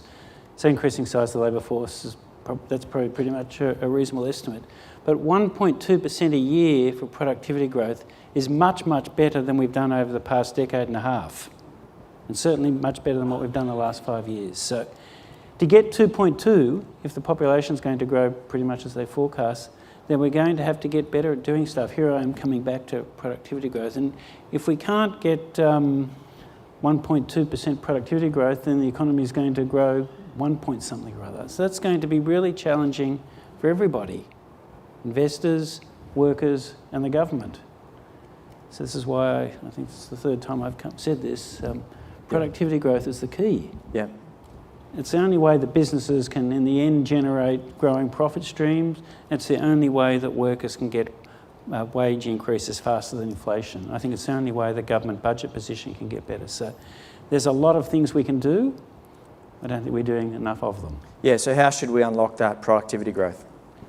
Well, there's been endless inquiries when I'd go to the parliamentary committees and the Senate estimates that asked me what to do, and I said the first thing to do would be to read the hundreds of reports that have been written on this topic. But the things in the reports are hard. And do any of them say we have? No, the things in the reports are hard. I mean, one of the things that almost all the economists say is the tax system is not fit for purpose.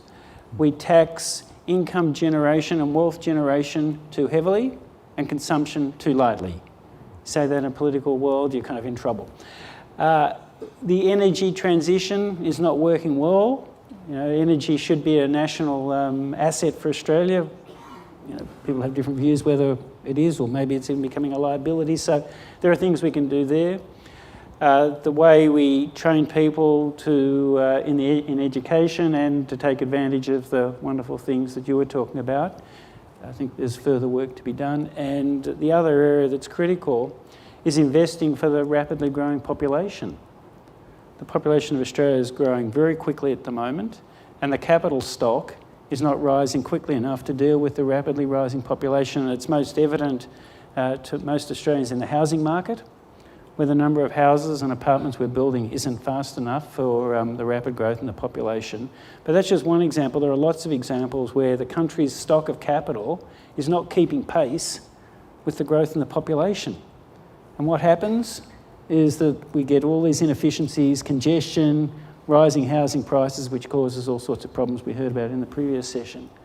So keeping pace, keeping the capital stock and the housing stock pace with growing population is really critical, and we're falling behind there. I think we're falling behind on tax reform, we're falling behind on energy and education. There are things in each of those areas that can be done. The answers aren't in kind of at the technical level, they're at the political level. Because addressing each of those things Because you better get your back. We better get your back. I would say to the politicians all the time, look, this is a political problem, not an economic problem. How does our society build the consensus to deal with the tax issues, education, energy, and what was the fourth one I mentioned? The education. So how do we generate the political consensus to at least move forward? Because at the moment we're stuck. And if we're stuck and we keep staying stuck, our living standards will stagnate and we'll all be stuck. Well, thanks for reading all those productivity reports. It's probably why you're handicapped. Struggled. Geoff, would you give us a stock tip? What do you? Yeah, I was going to say, I can't compete with Phil. Yeah, let's go to something. Yeah, let's go to stocks. Well, I've actually got three. Three, okay. Yeah, but there's sort of one main one and two side ones. Yeah. Only because I think last year I mentioned one, so I just want to cover off on that. And the first one is sort of like a fallen angel from an Australian perspective. Yeah. And it's A2 milk. Okay. And like it's got. I think about $1 billion of cash. 20% of its market cap's in cash, and the interesting thing is, and it's it's continuing to gain market share in China. I think it's got a little over 6% of the the milk market up there now, the baby market, and it will continue to grow. And the fascinating thing is, we just think it's cheap, and we think. There's going to be earnings surprises. I mean, we try to buy undervalued growth companies when we can see a catalyst is going to change the valuation. We're pretty sure the next reporting will be a positive earnings surprise. And sort of the left field part is, this year is the year of the dragon, which is, what is it, power, and there's a whole lot of positive things. I think marriages in China, I think marriage registrations are up 40% in the quarter to December. Yeah. So everyone wants to have a child this year up there. And if you sell infant milk formula, then that's a little cherry on the top. And like I think it's quite heavily shorted. We think the share price could easily increase 50% over the next 12 months. That's sort of and the other two is just another one I've mentioned before. Sticking with the A's is and some people love it, some people hate it, and we used to hate it, and now we're sort of more on the lows. AMP. Another fallen angel. Yeah, fallen angel. I got all the fallen angels, but just cheap. Like it's trading below asset backing. The stated asset backing is trading at 15%. So you're buying sort of like buying a Future Gens. They're trading below asset backing. You're buying $1 for 85 cents, so to me, we're pretty sure they'll get it right. Otherwise, whoever's in there won't be there. Yeah. And the third one is GDC, Global Data Centres, which I think I might have given a year ago at this. And the share price has done well, but again, it's trading about 25% discount. It's all the assets are being sold, and the money's going to be given back to investors. So you'll eventually get above. We think it's about $3.07 a share pre-tax.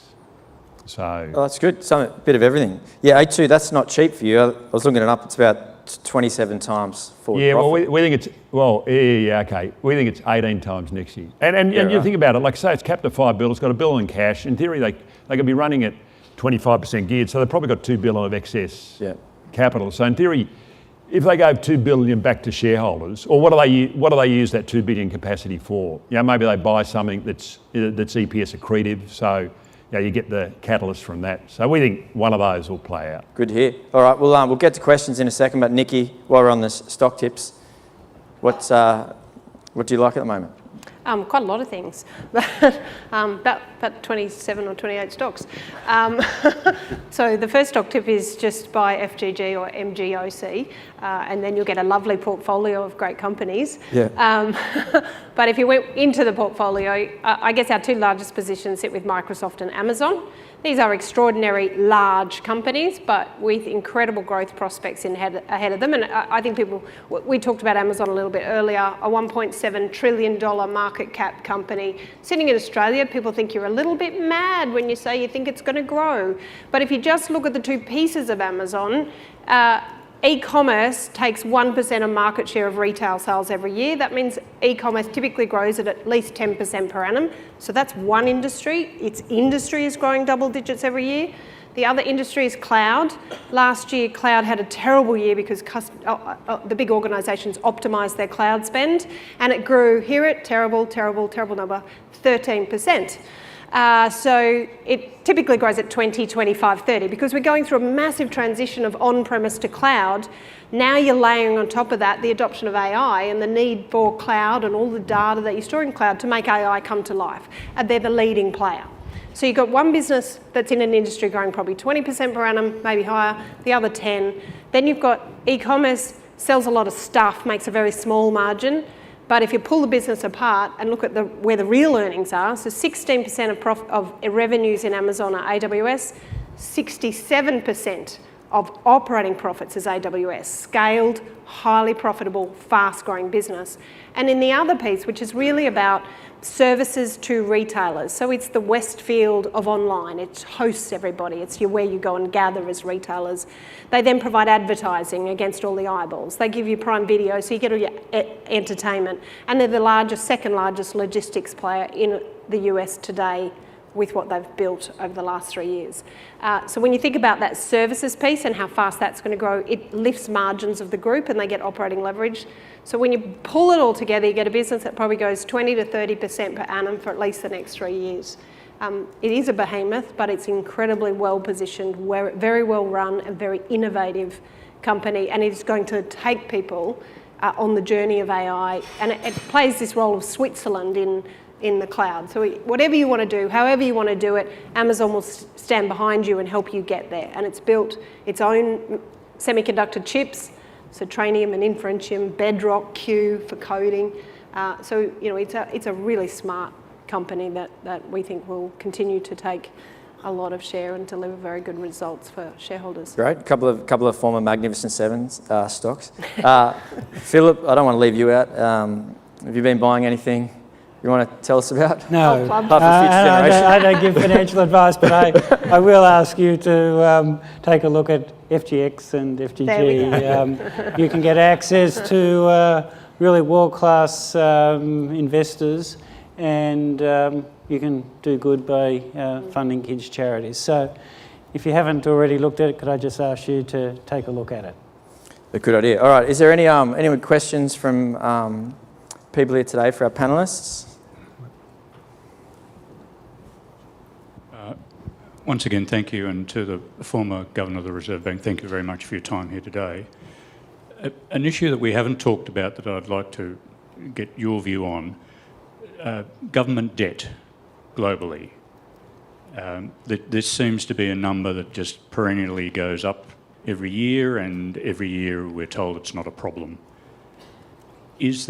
What is your view on the level of government debt in Australia and globally? Is it a problem? Is it not a problem? What if anything, needs to be done?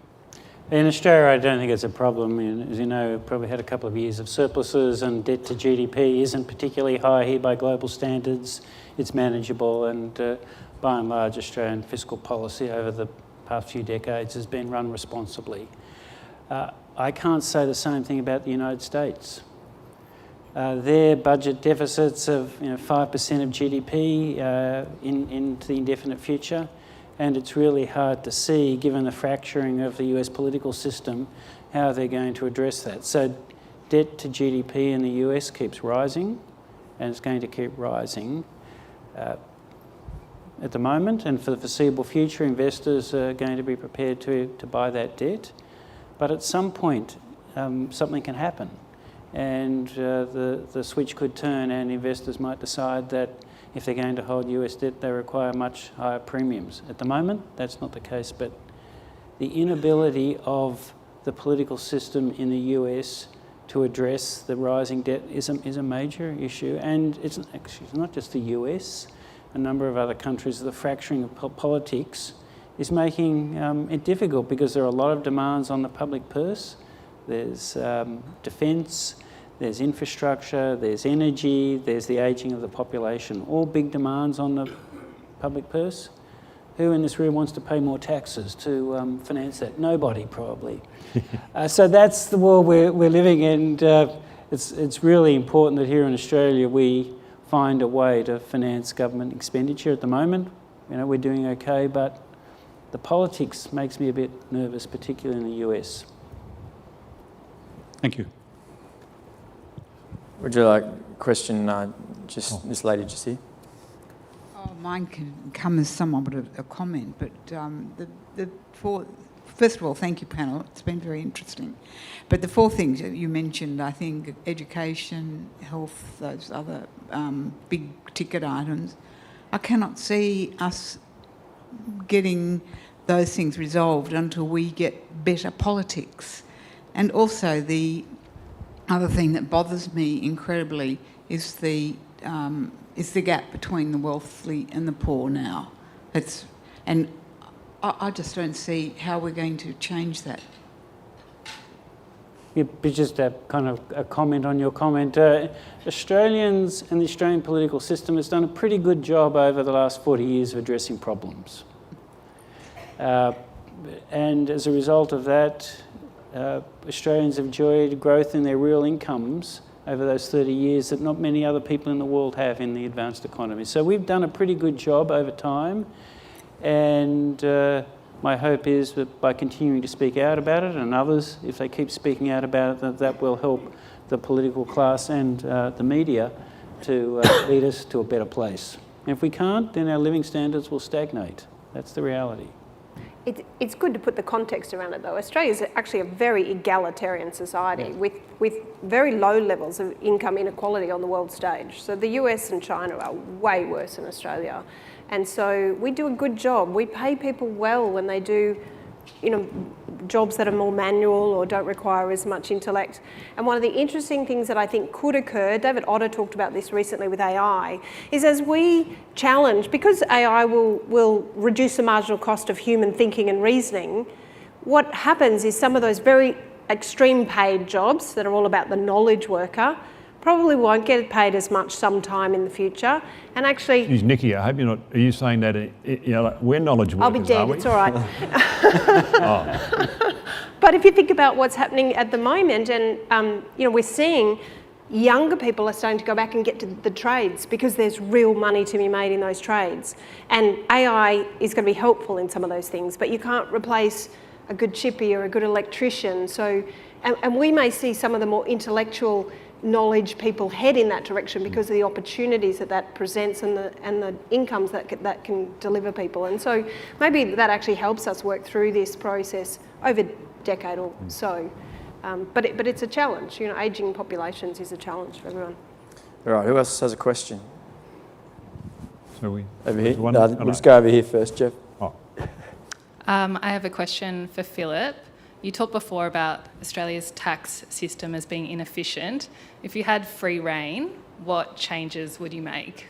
Great question. Well, I don't have free rein. I used to be trained not to answer hypothetical questions. So I think that's very good training, but I can tell you what these reports that are prepared by like the International Monetary Fund and other kind of organisations, they just say that Australia, by comparison with other countries, taxes consumption too low, and it taxes wealth generation too highly. In other words, the GST is too low, and income and wealth tax is too high. Politician can't say that, but that's what the advice to the politicians would be from the various think tanks. And there are a lot of in addition, they advise, and there are a lot of individual distortions in the tax system. We could kind of simplify it, while keeping the progressive nature of the tax system, which is one of the things that actually makes sure that post-tax income inequality is low. And it's one of the great things about our society that post-tax income inequality is not that high. So that can be preserved while addressing these other issues in the tax system. But which political party wants to take that on? Just while you're on a roll, In terms of just in Australia and who actually makes the monetary policy decisions, like the Treasurer wants to appoint a couple of new people to the new monetary policy board. Angus Taylor says all existing members must carry over to the new board to avoid political appointments. Do you have any view on who should be setting the monetary policy? Well, the new board, obviously, if the legislation gets passed, I can see the merits in both arguments that the existing board members were appointed for 5 years to set interest rates. I think there's a strong case for them, allow them to carry out that mandate. Otherwise, you're kind of changing the composition of people who set interest rates mid-course. And we're in a difficult, delicate period over the next little while. So I think there are benefits from continuity. The government obviously wants to replace some of the existing people with other people, but that could work as well as long as the people are good. But I really see a benefit in continuity at the moment. Okay. Another question over here. Just on media, your 4 points. I think media have a role to play in making governments accountable. I don't see it happening at the moment, and I think we're being told incorrect facts, and I think renewable energy is going to end in disaster for Australia, and I think we need to really be honest to the public about it. So I think somehow someone's got to hold media to account because they've lost the plot. Well, there we've got him there. I think we've Anthony, got to be that's your careful job. not to lash out at journalists who work in publications like the AFR. A lot of people today, maybe less in this room, but a lot of people today get their media and their news from social media. That's where it's really broken because there is no guardrails around that and there still isn't. So to me, that is a much bigger issue. In fact, we need to support good quality journalism. That was always the way the News Corps and others were brought to account, and they helped make sure we had people who were constantly pushing and challenging politicians. So we should be sponsoring good quality journalism, but I don't think you get that in social media. Yeah. All right, over here. Thank you. I'm Paul from Thorley. I just want to challenge you, Philip, about the goods and services tax. A lot of people see that as being a tax on poorer people because they spend more of their income on food and services.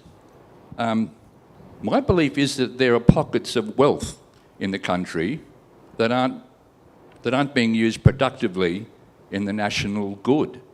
Perhaps people like myself who have benefited by inheritances and things.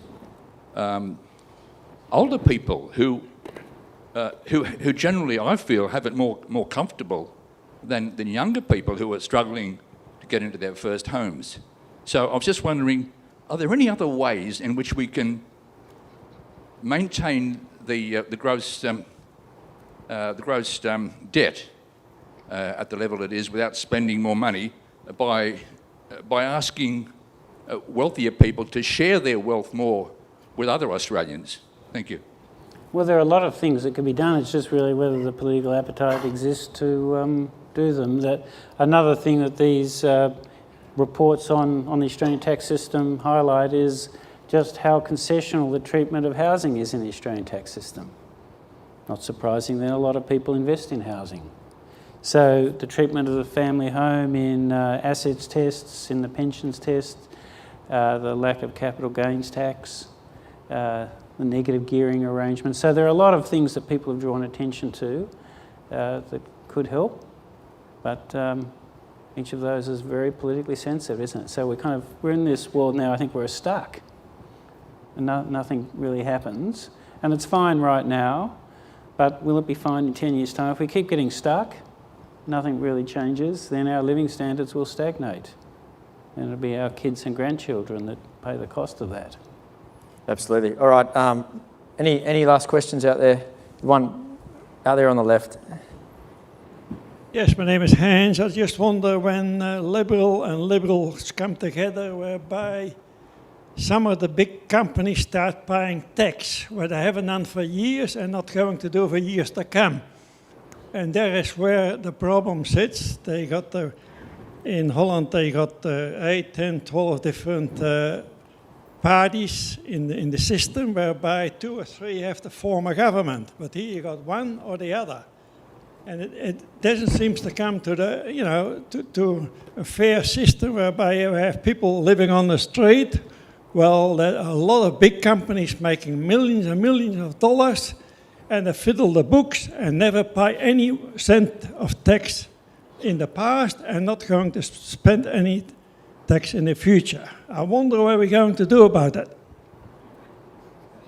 Hey, lucky none of us are politicians. Yep. Because we would like someone to do something about it. We would. Absolutely. Yeah. It's the hard part. We'll get Anthony can write an article on it.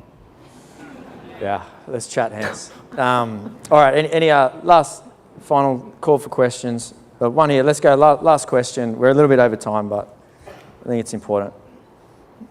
Philip's only got a golf game to get to, so... No, it's raining outside, isn't it? It's raining outside. I haven't been out we've since got all 9 o'clock. afternoon. The concerns I have is just around the geopolitical situation and the playoff between Australia, China, Australia, America, and we seem to be a bit player in this whole dynamic, and that has a significant impact on the investment environment for Australians for their long-term perspective, would be my view. But how do we solve? I don't know. Is there an answer to this problem? I.e. Treasury wine estates, lobsters, iron ore, coal, gas? Well, I think the issue you're getting at is Australia has an economic relationship with China that then comes somewhat into conflict with the fact that we are allied with the US, and the US and China are kind of having tensions between them. And we are a little bit of the meat in the sandwich in that. I think so far we've done a good job of navigating it, and I don't think you can solve it. You know, I think the reality is we do have both opportunities and risks that come at us in Australia because we are so close to China. We have an enormous cohort of Chinese people who come to live here, and that can be very beneficial for our economy. We sell a lot of natural resources across to China, and particularly around the renewable space. You know, lithium has come up to being, I think, the #2 natural resource last year after iron ore. We thought we were just an iron ore country, and now we're a lithium country. We are rich with these resources. That means that's an opportunity for the Australian economy to benefit from the relationship with China. So we navigate this, it's challenging, but I think you will never see Australia step away from the allied relationship with the US, because it is fundamentally important to a little country like us to have the US at our backs and to always have that ally aligned with us. And the political system is in concert with ours. You know, we run a democracy, we're not running a communist party, we don't have autocracies, and so we just have to navigate that carefully, and I think Australia does a pretty good job of this. And actually, I know I'm going a little off topic, but it reminds me, you know, when you asked the question, you were answering it a couple of years ago. I'm bringing it back to stocks, which is, I'm more comfortable in. We had a substantial position in Myer. And we bought it because we were backing the management. And Solly Lou, who I love, is a great Australian and great retailer. You know, he had a position in it, and he wanted to get rid of the management and the whole board. So we had to sort of do what Australia does. We had to walk that very tight line, tightrope, and not fall off it. I mean, to me, that's unfortunately, that's what we have to do, because as you're saying, how we are, and and hey, in the end, yes, we lost a chair, management stayed, Myer's done reasonably well, bounced back. Yeah, and it's worth. So we'll get through it. It's just very. Xi Jinping and Biden met last week. They're having conversations. Lots of US corporates were in China last week having meetings. So yes, there's tension, but no one wants a hot war. No one wants any of these hotspots around the world to turn into a war. Everyone, you ask Iran, Iraq, you ask, any of them. But so if we end up with Donald, no one wants. So if we end up with Donald. Donald just wants to look good. Yeah. He's a narcissist. Yeah, totally. As long as you say to him, he's. The other day, what was the comment? Markets are going up. That's because people think I'm going to be president.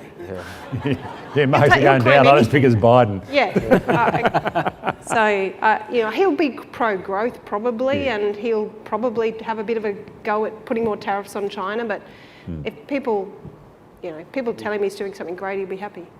Yeah, and with Geoff filling his boots with A2 Milk Company stock, he needs this Australia-China relationship. Correct. To be well, strong. geez, that would be a disaster, wouldn't it? Yeah. All right. Well, thank you everyone for listening. Would you please put your hands together for our panel? Nikki, Philip, and Geoff. Thanks, Anthony.